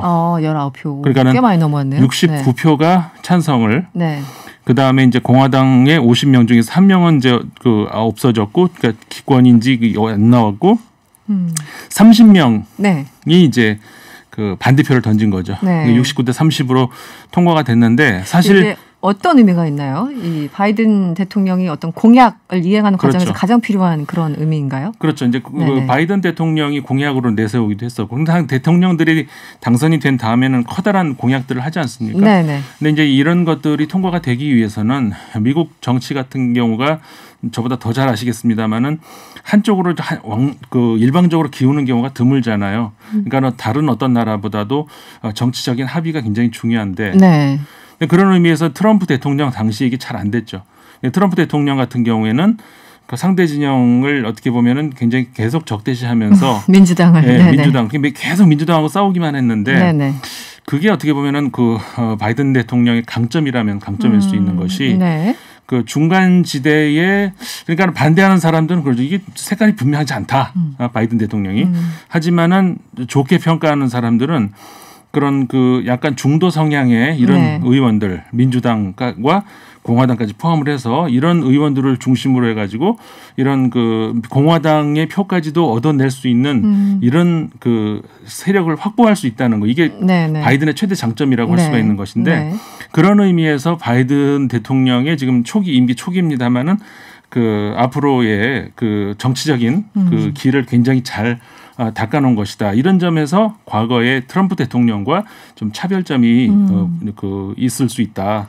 이렇게 볼 수 있죠. 뭐 의회에서 한 36년 이상 있었으니까. 그렇죠. 웬만하면은 소통이 좀 가능한. 그러니까 트럼프에 비해서는 극명하게 다른 그런 상원에 대해서는 누구보다 잘 아는 인물이고. 그러니까 터줏대감처럼 계셨으니까. 특히 이번에 되게 그 뭐라고 할까요? 그 의미심장한 것이. 사실 50대 50이다 이 정도 되면은 만약에 50명이 전부 투표에 참여한다 그러면은 정말 50대 50이 되잖아요. 네네, 반반으로 그럴 되면. 경우에나 네. 그 상원 의장이라고 할 수 있는 부통령이 캐스팅 보트를 쥐잖아요. 그러니까는 캐멀라 해리스 부통령이 네. 투표를 함으로 해가지고 이제 민주당 쪽으로 힘을 실어준다든가 이렇게 그렇게 되는데, 근데 이번 경우처럼 아까 말씀드린 69대 30 이 정도라면은 공화당을 설득했으니까. 네. 네. 근데 부통령은 투표를 보통 안 하거든요. 네네네. 근데 이번에는 해리스 부통령이 직접 투표를 해버렸어요. 이번에 했습니까? 예. 그만큼 민주당에서 아니면 네. 절실하게 밀었다는 것이죠. 그러니까 민주당의 그 의원들까지도 네. 모두 설득을 했고 공화당 일부 표까지도 설득을 했다는 거. 이 점에서 바이든 대통령의 정치적 승리다 이렇게 말씀할 수가 있다는 거죠. 알겠습니다. 이번에는 유럽으로 가볼게요. 최근 헝가리 의회에서 아동보호법을 통과시켰습니다. 그런데 헝가리 내부에서는 물론이고요. 이웃한 다른 유럽 국가들에서도 굉장히 지금 파장이 일고 있다는데 어떤 이유 때문인가요? 아동보호법이라고 하면 이제 말은 좋잖아요. 근데 네. 이제 이게 논란이 될 수 있는 것이 뭐냐면은 내용이 이런 겁니다. 청소년, 아동을 대상으로 성교육을 실시할 거 아닙니까? 18세 이하의 미성년자 대상으로 이런 교육을 하는 데 있어가지고 네. 그런 어떤 영화라든가 광고 이런 데에서 이제 동성애를 묘사하는 것을 금지하는 그런 내용이에요. 그런 법안이 이번에 의회를 통과한 거거든요. 네. 지난 6월에 통과를 했는데 그 이후로 계속해서 지금 문제가 되고 있다. 이제 이런 얘기인데. 그러니까는 겉으로 봤을 때는 네. 반대하는 쪽 입장이죠. 네. 아동을 보호한다라는 명목을 가지고 있지만 정작 이거는 성소수자를 네. 차별하려고 하는 그런 의도 아니겠느냐. 네. 그러니까 평소에 헝가리의 현 총리죠. 오르반 빅토르 총리 네. 그 총리의 성향을 이제 읽고 있기 때문에 당연히 이런 의도는 성소수자를 억압하기 위한 의도다라는 네. 그런 비판이 나오고 있는 것이고 네. 유럽 의회 그러니까 유럽 연합과 유럽 연합 소속의 이제 일부 국가들 같은 경우도 계속해서 헝가리를 이거는 유럽 연합의 가치에 반하는 것이다라고 계속 압박을 행사하고 있는 것인데 네. 그렇게 하니까는 이제 정치적 승부수를 던진 것이 이번에 그러면은 국민들에게 직접 묻겠다. 근데 국민 투표를 해서 그러면 국민들에게 직접 묻겠다라고 네. 이번에 이제 오르반 총리가 발표를 한 것이죠. 국민 투표까지 하겠다. 네. 어쨌든 지금 주변에 독일, 프랑스, 스페인 등 다른 이제 회원국들 심각한 우려 표명하면서 네. 성명까지 낸 그런 상황이네요. 네. 그렇죠. 그러니까는 헝가리의 법안이. 네. 예. 아까 말씀드렸던 반대의 내용이 이제 그런 거 아니겠습니까? 유럽 연합에서 추구하고 있는 가치에 반한다. 네네네. 현재 유럽 연합에서 어떻게 보면은 유럽 연합 외부의 어떤 가치관과 충돌하고 있는 것이 대표적인 것이 무슬림 문화권과의 충돌 아니겠습니까? 네. 근데 거기서는 그러니까는 유럽 연합에서는 네. 물론 종교의 자유 모든 것이 다 있지만 종교가 정치를 지배할 수 없고 종교가 교육을 지배할 수 없고 네네. 종교는 그러니까 종교에서만 머물러야 된다. 그렇죠. 네. 라고 하는 것인데 이게 이제 무슬림 세력하고는 일부 교충돌하고 있는 그러다 보니까는 이제 어떤 세인트 그런 성스러운 그런 교육 그런 어떤 정치 이런 것을 주장하는 것과 세속적 어떤 정치관을 주장하는 유럽 이 충돌인데 어떻게 보면 지금 헝가리를 포함을 해서 일부 동유럽 국가 같은 경우에는 네. 종교만 이슬람에서 기독교로 바뀌었지 사실상 같은 가치관을 가지고 있는 것 아니냐. 그래서 이 서유럽 쪽 국가들이 네. 상당히 우려하고 있는 네. 그래서 유럽 연합 내부에서도 충돌을 하고 있는 그런 상황이다 이렇게 말씀드릴 수가 있죠. 알겠습니다. 다음 이슈로 가볼게요. 이번에는 중국이군요. 중국산 코로나19 백신 시노백이잖아요. 시노백 네. 배급을 놓고 중국과 지금 호주가 마찰을 빚고 있는데 이건 네. 또 어떤 상황인가? 중국하고 호주는 계속 싸우고 있어요. 네. 그렇죠. 지금 어제 오늘 일은 아닌데. 그렇죠. 오래됐어요. 예. 네. 그러니까 처음에 이제 소고기부터 시작을 했고 그다음에 등등 뭐 바닷가재부터 와가지고 이제 결국 백신까지 오지 않았습니까? 네. 최근에 파푸아 뉴기니의 그 코로나19 상황이 굉장히 심각해졌어요. 네. 근데 파푸아 뉴기니를 뭐 잘 아시는 분은 아시겠습니다만 이 위치를 지도에서 이렇게 보시면은 동남아시아 같기도 하고 오세아니아 같기도 하고 그 섬나라 중간에 이렇게 있잖아요. 네네. 인도네시아와 같이 그 공유하고 있는 섬. 네. 그러다 보니까는 이게 태평양의 섬나라라고 할 수도 있고 아시아 국가라고 할 수도 있고 뭐 이런 상황인데 이게 그러니까는 그 양대 세력의 충돌의 한가운데에 놓여 있다. 그렇다 보니까는 이제 이런 것이 빚어진 것이 아닌가 싶은데 왜냐하면 이 파푸아뉴기니의 그 코로나 상황이 악화되면서 중국이 백신을 지원하겠다고 얘기를 했거든요. 네. 근데 파푸아뉴기니가 가타부터 얘기를 안 해요. 언급이 없었다. 네, 그러니까 그럼 고맙다 달라 뭐 할 수도 있잖아요. 물론 이제 증여도 있지만 또 파는 것도 있고 그런데 네. 어쨌든 간에 뭐 오케이 흔쾌히 하지는 않는 거죠. 거기에 대해서 중국이 급기야 이거는 호주가 뒤에서 조종하고 있기 때문에 그러는 것이다. 한마디로 우리 백신을 안 받으려고 하는 이유는 호주가 뒤에 있다라는 그렇죠. 주장인가요? 뒤에 호주가 버티고 이제 막고 있다라는 건데 네. 당연히 호주는 이제 펄쩍 뛰죠. 무슨 소리냐? 이거는 백신 주권, 그 한 국가의 주권에 관한 문제인데 우리가 무슨 수로 그걸 뭐 하지 마라 해라 뭐 하느냐 이야기인데 네. 중국이 그렇게 말을 하는 근거는 사실상 파푸아뉴기니가 이제 의료 시설이라든가 체계 이런 것들이 그래도 조금 상대적으로 열악하기 때문에 호주에서 많은 전문가들이 가서 돕고 있거든요. 네네. 그래서 이제 그런 것들을 보면서 중국 입장에서는 그거 봐라. 호주가 뒤에서 조종하고 있는 것 아니냐 이렇게 얘기를 하고 있는 거거든요. 네네. 그러니까 이제 누구 말이 맞는지를 떠나가지고 어쨌든 간에 이 결국은 백신의 문제까지 아까 말씀드렸던 태평양의 한가운데에 있는 파푸아뉴기니 이 어떻게 보면 고래 싸움에 새우등 터지는 이런 그 상황이 온 건데 그 백신 문제가 사실은 파푸아뉴기니뿐만 아니라 그 시노백이 아시아 국가들이 많이 지금 많이 도입을 하고 있잖아요. 그렇죠. 네. 근데 아시아 국가들이 도입을 하다가 최근 들어서 약간 주춤하는 경향이 있어요. 네. 그것에 대해서도 뭐 효과 면에서 그렇습니까? 어떻습니까? 뭐 그거는 각자 국가들이 알 수 있는 문제지만 판단의 문제지만 중국 입장에서는 그러니까 당연히 그런 불만을 하죠. 이건 압력이다. 미국을 비롯한 서구 세력의 압력이다. 이렇게 이제 반발을 하고 있는데 해당 국가들은 그게 아니고 최근에 이제 델타 변이 등이라든가 이런 차원에서 중국산 시노백의 효과가 더 떨어지기 때문에 적어도 이제 교차 접종이라도 해야 되는다. 다시 말해서 시노백을 1차로 맞은 사람이 2차로는 아스트라제네카를 맞는다든가 뭐 이런 식으로 그러면서 공급량이 이제 주춤해지는 그런 상황이 있거든요. 그러니까 중국 입장에서는 이 모든 것이 다 뒤에 미국이 있다. 그 중에 하나가 호주다 이렇게 이제 주장을 하고 있는 것이죠. 네, 배경 설명을 잠시 드리면 이 중국과 호주가 작년부터 굉장히 치열하게 싸우고 있는데 호주가 이 코로나의 기원을 조사를 해야 된다. 한마디로 중국을 조사해야 된다라고 그렇죠. 이제 미국 정부와 함께 얘기를 하니까 중국이 엄청나게 반발하면서 호주로부터 상당량의 이제 수입을 금하는 그러니까 무역 전쟁이 벌어진 거죠. 그렇죠. 처음에는 쇠고기로 시작을 했다가 그래서 쇠고기, 와인 이렇게 해서 호주가 중국에 수출하는 물품들이 굉장히 많은데 그리고 호주 경제에도 엄청나게 중요한 그 포지션을 차지하는데 불구하고 이제 중국을 막아버렸어요. 근데 이제 호주가 거기에 굴하지 않고 계속 중국에 이제 본인들의 입장을 계속 전달하는 그렇죠. 긴장 관계가 꽤 오랫동안 지속되고 있는 상황에서 지금 신호백 배급까지 얘가 나온 그런 상황입니다. 그렇죠. 네. 다음 이야기를 한번 가볼 텐데요. 네. 오랜만에 이 아프가니스탄.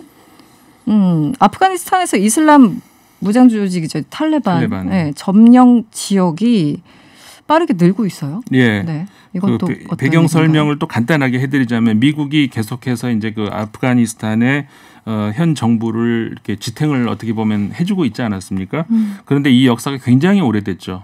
더 이상의 미국 정부 입장에서는 어떻게 보면 밑빠진 독에 물을 붓는 격이다. 네. 그러니까 미국이 도와주더라도 어느 정도 자립 가능한 정부를 도와야지 더 이상은 이제 곤란하다라는 판단을 했고 사실은 바이든 대통령이 처음은 아니고 그 전에 이제 트럼프 대통령도 그랬고 더 이상은 곤란하다는 계속 그랬었죠. 계속 그랬었죠. 비용이 너무 많이 이제 드니까. 그렇죠. 그러니까 비용이 들어도 무슨 뭐 투자 가치가 있으면 괜찮은데 어떤 민주정부를 세워서 그 나라가 뭐 어떻게 그 새로운 어떤 그 가치관을 가지고 소위 말하는 민주화된다면 그렇죠. 그걸 보여주면 좋은데 이제 도저히 가능성이 안 보이는 거죠. 그러니까는 자국의 문제 자국이 좀 해결을 했으면 좋겠다.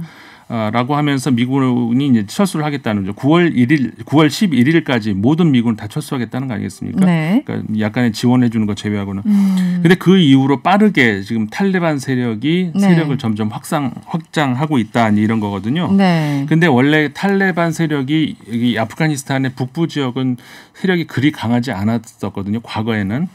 그런데 최근 양상을 보면은 아프가니스탄의 북부 지역을 이 탈레반이 점점 그 세력을 확장하고 있는 이런 양상이다. 그러니까 전략적으로 일부러 아마도 북부를 이제 택했겠죠. 그래서 전체 지도를 놓고 봤을 때 영역으로 따지면 굉장히 넓어요. 이미 그 절반 이상을 차지를 했어요.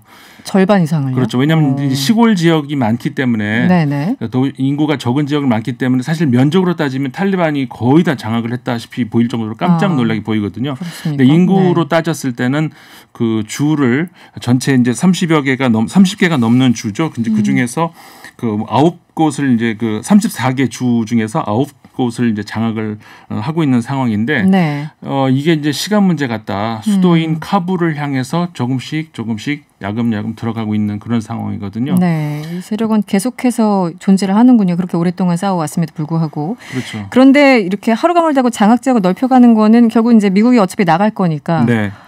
우리가 이제 다시 과거를 되찾겠다 뭐 이런 뜻인가요? 어떻습니까? 그렇죠. 그러니까는 사실 우리가 이제 이런 얘기하면은 왜 도대체 탈레반이 이렇게 강한가 이거 우리가 이해를 잘 못할 수 있는 거잖아요.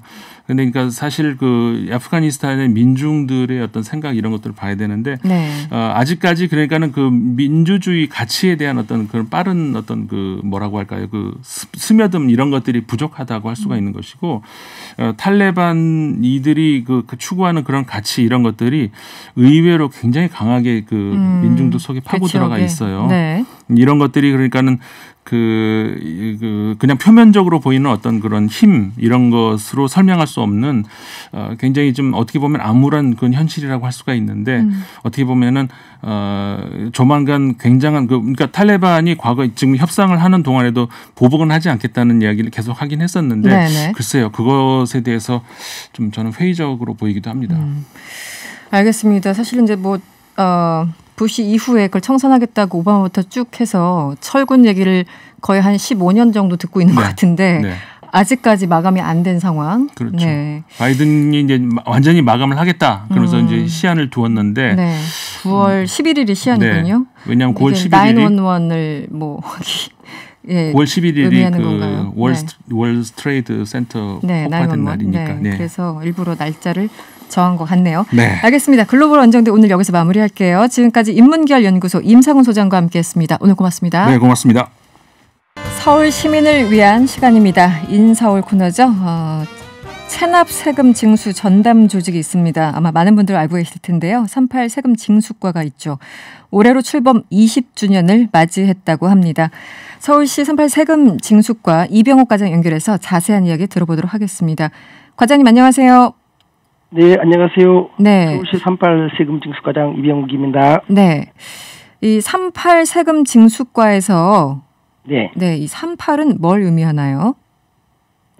지난번에 제가 이 방송에 출연해서 한번 말씀도 드렸었는데요. 다시 한번 설명을 좀 해주시죠. 우리 그 헌법 38조에 그 납세 의무 규정이 있습니다. 모든 국민은 법률이 정하는 바에 의하여 납세 의무를 진다라고 하는 규정이 있거든요. 그 헌법 38조 규정을 따와서 저희 부서 이름을 이렇게 장명을 했습니다. 네. 지금 올해로 출범 20주년을 맞이했다고 하는데 서울시에서 걷어들인 체납 세금은 그동안 얼마나 될까요?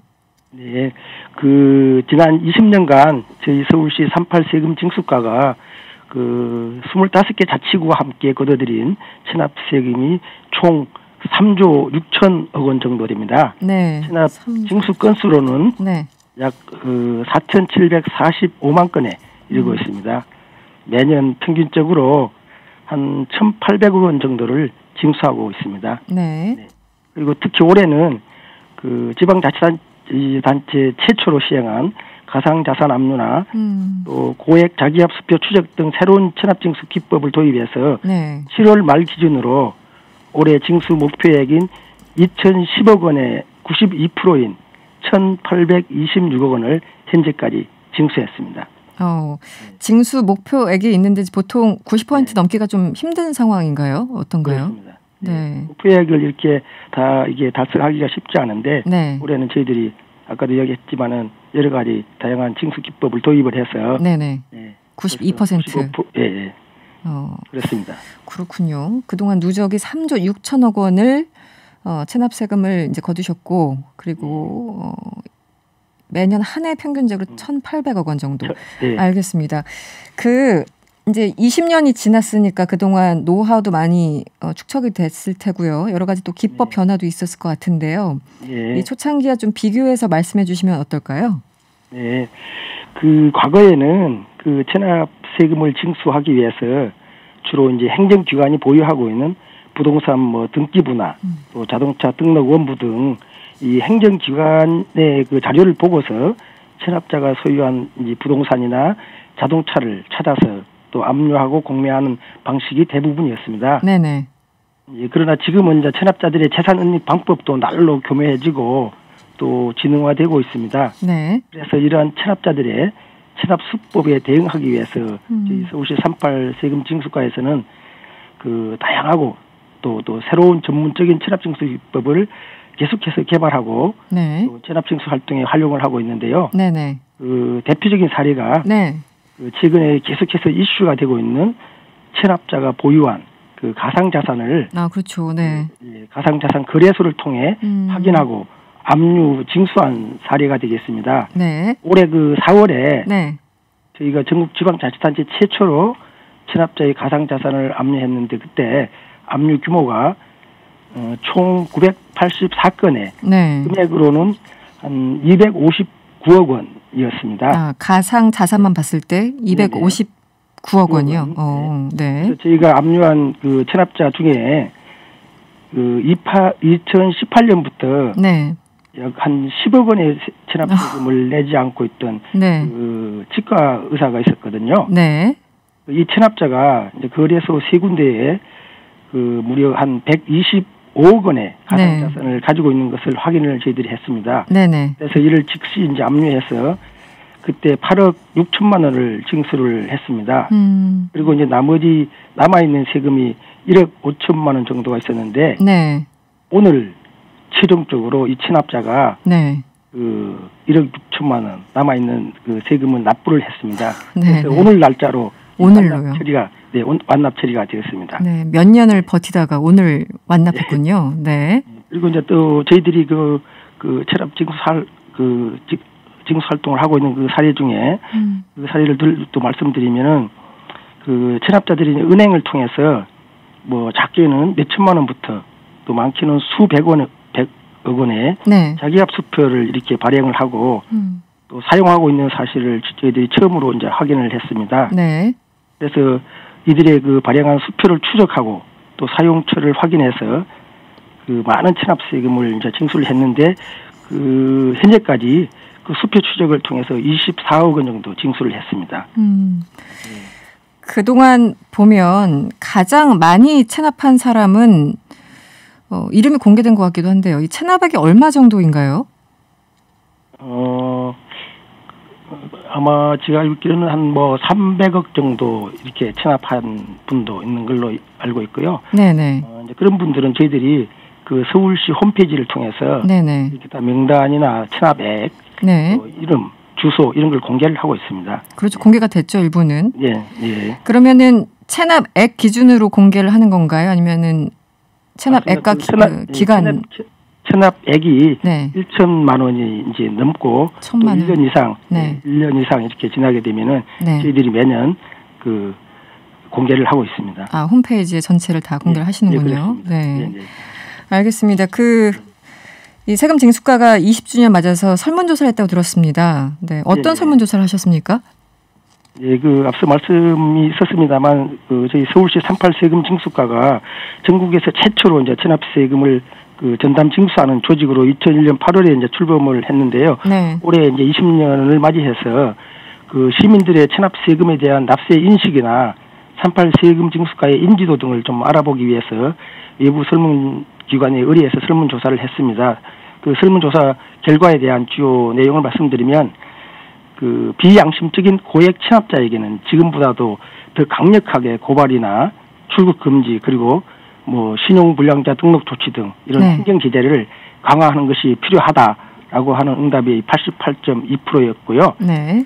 그리고 또 38 세금 징수과의 체납 징수 활동과 관련해서도 모든 연령층에서 지금보다도 더 강력하게 추진해야 된다고 하는 응답이 88.4%로 높게 나타났습니다. 네네. 또 기타 개선 의견으로는 체납자들의 시민들의 납세 의식 향상과 또 성실 납세 풍토 조성을 위해서는 세금 체납자에 대해서 벌금 부과나 구속, 징역형을 강화해야 한다고 하는 그런 의견도 있었고, 네. 또 명당 공개 시에도 앞서 말씀드린 것처럼 현재는 체납액하고 주소지, 이름만 공개하고 있는데 얼굴까지도 공개하는 것이 필요하다고 하는 의견도 주었습니다. 알겠습니다. 요약해서 이렇게 말씀을 드려보면은, 네. 많은 이제 시민들께서는 비양심 고액 체납자에 대해서는, 네. 현재의 처벌이나 제재 수위보다도 더 강력한 처벌을 원하고 있는 것으로 알 수 있었습니다. 알겠습니다. 오늘 말씀 여기까지 드릴게요. 감사합니다. 예, 감사합니다. 네, 지금까지 서울시 38 세금 징수과 이병욱 과장이었습니다. 네, 스포츠 뉴스를 알기 쉽게 정리해드리는 스포츠 원정대 시간이죠. 오늘도 방송인 최영진 씨와 함께합니다. 어서 오세요. 네, 안녕하세요. 최영진입니다. 네, 오늘 도쿄올림픽 끝났지만 예. 이제 계속 이제 후일담도 나오고 있고 또 관련된 뉴스 나오고 있는 것 같은데. 예. 여자 배구 특히 김연경 선수의 경기 장면, 발언 등등 다 화제가 되고 있어요. 그렇습니다. 그런데 은퇴를 언급했었잖아요. 약간 예. 좀 울컥하는 모습도 보였다고 했었는데 귀국 현장에서는 좀 조심스러운 입장이었습니까? 예, 도쿄에서는 지금 영상도 화제가 되고 있는데 좀 울먹거리면서 이야기하는 부분이 잠시 저도 이제 사진을 그렇죠. 봤는데. 네. 예. 말씀하신 것처럼 귀국 현장에서는 조금 온도차가 있었어요. 이 은퇴에 대해서. 지난 9일 인천공항을 통해 입국하면서 은퇴에 대한 생각을 밝혔는데 은퇴라고 발표하기는 조금 그렇다. 더 의논을 해봐야 된다. 네. 이야기를 더 해봐야 하기 때문에 은퇴했다고 단정하기는 어렵다. 네네. 어느 정도 결정이 난다면 그때 말씀드리도록 하겠다. 이런 식으로 좀 은퇴에 대한 어떤 확고한 의사가 바뀐 것으로 보입니다. 네. 예. 도쿄에서 언급할 때도 뭔가 약간 논의를 해봐야 되겠지만 전제를 조금 달긴 했었습니다만 예. 약간 어쨌든 톤이 달라진 것 같다는 그렇습니다. 거잖아요. 왜 그랬을까요? 어떤 상황일까요? 의논한다고 했잖아요. 그 의논 대상이 바로 오한남 대한민국 배구협회 회장인 것으로 추정이 됩니다. 네.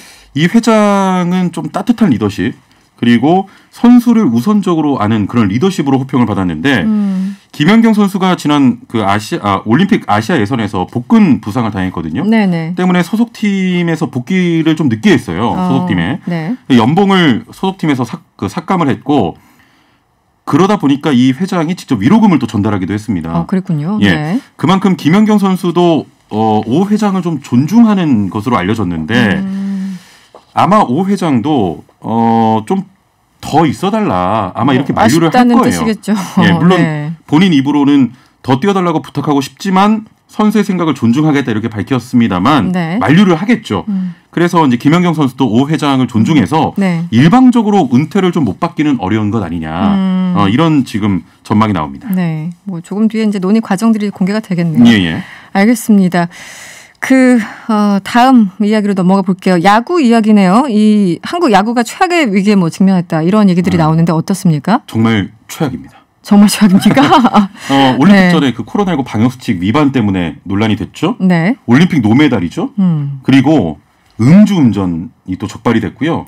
거기에 더해서 대마초가 이번에 또 논란이 됐어요. 대마초가. 팬들의 시선 당연히 냉담할 수밖에 없고 네. 야구계 원로들도 지금 할 말이 없다며 비판하고 있는 상황입니다. 대마초까지 등장을 했다. 어떤 내용인데요? 2016년에 이제 롯데 소속인 짐 아두치 외국인 타자인데 네. 금지약물 복용으로 퇴출당한 전력은 있었어요. 네네. 대마초는 이게 정말 차원이 다른 거잖아요. 그럼요. 현역 야구 선수가 마약류 관련 문제로 퇴출당한 건 사상 초유인데 그렇겠네요. 기아의 브룩스 선수입니다. 네. 인터넷으로 주문해 미국에서 들여온 전자담배에서 이 대마초 성분이 검출이 된 건데요. 구단이 바로 신고를 했고 네. 브룩스 선수는 이렇게 항변하고 있습니다. 한국에서 대마초가 불법이라는 사실을 알고 있었다. 네네. 문제가 된 전자담배는 대마초 성분이 없는 것으로 알고 주문했다. 네. 이렇게 밝히긴 했는데 네. 이번 사태 핵심 화두는 어떤 거냐면요. 브룩스가 한국에서 대마초를 흡연한 적이 있느냐 이겁니다. 만일 브룩스 선수가 한국에서 대마초를 흡연했다면 이게 또 주변으로 전파했을 가능성도 있거든요. 네, 과연 혼자 했을까 이제 합리적인 그렇죠. 추정인 거죠. 네. 그러면 이제 정말 큰 문제가 되는 거예요. 네. 워낙 민감한 문제다 보니까 이런 의혹이 지금 꼬리에 꼬리를 물고 있는 상황입니다. 정말 얘기하는 거 하나하나 아슬아슬하네요. 정말. 예. 그리고 대마초 문제를 지금 말씀을 주셨는데 음주운전은 또 어떤 사건인가요? 이게 키움 외야수 송우현 선수가 지난 네. 8일 밤 서울 강남구 신사동에서 음주운전을 했다 적발됐습니다. 솔직히 말씀드리면요. 지금 야구계가 위기잖아요. 그렇죠. 노메달에 여러 문제가 여러 가지 있었는데. 설화들도 있었고 네. 참 이게 잘못됐다고 봐요. 지난 진짜. 8일이면 며칠 안 됐군요. 예. 네. 면허 취소 기준을 훌쩍 뛰어넘은 혈중 알코올 농도 0.202%입니다. 만취 상태에서 운전했던 것으로 파악이 됩니다. 이해가 안 가네요. 그러니까요. 네, 기본적인 정서상으로도 그렇고 이해가 안 가는 일들이 참 많이 불거지고 있습니다. 예. 이 논란이 계속 이제 불거지자 1구회가 사과문을 발표했어요. 예. 네. 일단 1구회가 어떤 곳이냐면 네. 91년에 프로야구와 아마야구의 전현직 지도자들이 만든 네. 단체예요. 은퇴한 야구인들의 권익보호를 하고 네. 또 후진 양성에 힘쓰는 그런 사업들을 하고 있는데 네. 원로들이죠. 그야말로. 그렇죠. 야구계의 거목들인데 그러네요. 연이은 논란에 대해서 직접 사과했습니다. 이런 사건 사고를 일으킨 선수들의 잘못에 대한 팬의 질타와 비난은 당연하다. 우리 야구 선배가 맑은 민물이 되지 못해서 아랫물이 흐리게 된 것 같다. 야구 후배들에게 모범이 되지 못한 점 깊이 사과드린다고 직접 밝혔습니다. 네. 알겠습니다. 더 이상 안 좋은 소식이 좀 안 들렸으면 좋겠다라는 생각을 다시 한번 해봅니다. 예. 네. 다음은 축구 얘기를 해볼까요? 메시가 결국 파리로 갔다고 하는데 어떤 상황인가요? 예. 저도 사진을 본 것 같아요. 네. 뭐 우리 진행자께서는 스포츠 잘 모르시고 잘 모르죠. 축구 잘 모르시지만 메시란 이름은 혹시 들어보셨나요? 들어봤습니다. 많이 들어봤습니다. 너무 무시한 것 같네요. 네. 자, 축구 사상 최고의 선수로 꼽히는 리오넬 메시가 프랑스 최강 파리 생제르맹 유니폼을 입게 됐습니다. 네. 바르셀로나의 유소년 포함해서 21년을 몸을 담았는데 네. 이게 그런 규정이 있어요. 이 뛰고 있는 라리가 이제 스페인 무대는 총 수입보다 지출이 많으면 안 됩니다. 근데 코로나19로 이제 바르셀로나가 수입이 절반으로 줄었거든요. 네. 선수 연봉이 그렇게 되면 더 뛰어넘어요, 수입보다. 그럴 수 있겠네요. 예. 네네. 그래서 리오넬 메시도 50% 삭감된 금액으로 다시 재계약하겠다까지 의사를 밝혔는데 네. 결국 무산이 되면서 프랑스로 팀을 옮기게 된 거죠. 네네. 연봉은 우리 돈으로 472억 원 정도고 등번호는 30번입니다. 네. 참 메시 선수 21년 뛰었고 21년. 프로에서 와. 17시즌을 보냈는데 네. 다른 클럽 유니폼을 입고 그라운드를 누리게 됐습니다. 팬들 입장에서 굉장히 어색할 것 같아요. 굉장히 어색하죠. 네, 본인은 예. 당연한 거고. 네. 예. 이제 떠나 보낸 쪽은 아플 테고 또 모셔가는 쪽은 또 기쁠 테고 그렇죠. 희비가 엇갈리는 예. 상황인데 파리 분위기는 어땠습니까? 일단 바르셀로나 구단 자체에서는 지금 메시 지우기를 하고 있어요. 네. 홈 구장 보면 메시의 사진이 이렇게 있거든요. 그걸 철거하면서 메시 흔적을 지우고 있습니다. 네. 보통 뛰던 선수가 다른 팀으로 이적하면 유니폼 가격이 떨어져요. 근데 메시는 지금 특별합니다. 오히려 유니폼 가격이 많이 상승을 했고 오르고 있어요. 네. 예, 웃돈을 주고도 사지 못하는 광경이 지금 발생을 하고 있는데 네. 참고로 제가 2016년에 바르셀로나로 여행을 가서 그러셨어요? 메시 유니폼을 사왔습니다. 네. 가격이 천정부지로 좀 올랐으면 좋겠다 개인적으로. 네. 예, 그럼 제가 가지고 있는 유니폼 나중에 당근 같은 데 팔 수 있으니까. 네. 이 와중에 5년 전 여행 기록까지 꺼내놨습니다. 예. 자, 반면에 이제 파리에 도착한 메시를 환영하는 사람들 프랑스 파리에서 그야말로 인산인해를 이뤘는데 네. 축구의 신을 영접하기 위해서 거리로 우르르 쏟아져 나왔습니다. 네. 대조적인 상황입니다. 그러네요. 예. 알겠습니다. 이어서 손흥민, 이강인, 김민재 등 해외파 선수 얘기를 좀 해보죠. 손흥민 선수는 새 시즌 출격을 앞두고 있는 상황인데 어떻습니까? 분위기는? 예. 축구를 잘 모르시지만 손흥민, 이강인, 김민재 혹시 이름은 들어봤습니다. 네, 자꾸 물어보지 마세요. 알겠습니다. 네. 자, 이제 새 선수 2021-2022 시즌 출격을 좀 앞두고 있는데 네. 손흥민 선수 같은 경우는 저 분위기가 좋아요. 이제 본 리그에 앞서서 프리시즌 이라고 열리는데 네. 4경기에 출전해서 무려 3골 4개 도움을 기록을 했습니다. 네. 굉장히 좋은 기록이고 경기에 나서기만 하면 지금 골 포인트, 공격 포인트를 기록한 건데 네. 지난 시즌에 팀이 굉장히 부진했어요. 이번 시즌 좀 기대가 되고 스페인 발렌시아에서 뛰고 있는 이강인 선수는 지금 다른 팀에 관심이 굉장히 집중되고 있습니다. 네.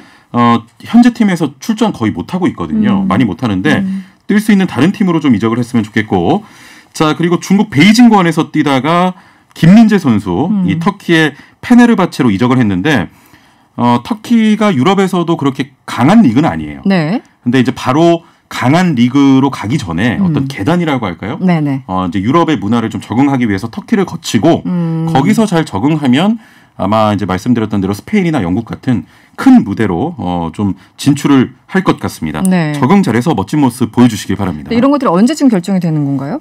이적 상황은 지금 계속해서 지금 발생을 하고 있고 네. 손흥민 선수와 김민재 선수는 이제 경기를 앞두고 있어요. 앞두고 있고 이강인 선수는 지금 계속 이적설이 좀 터지고 나오고 있기 때문에 네. 좀 결정은 조금 더 지켜봐야 될 것 같습니다. 네, 알겠습니다. 스포츠 원정대 여기서 마무리하겠습니다. 지금까지 방송인 최영진 씨와 함께했습니다. 오늘 고맙습니다. 네, 감사합니다. 네, 명랑시사 저희들 준비한 내용은 여기까지입니다. 명랑시사는 내일 저녁 6시 10분에 다시 찾아오겠습니다. 편안한 저녁 되시고요. 지금까지 이승원이었습니다.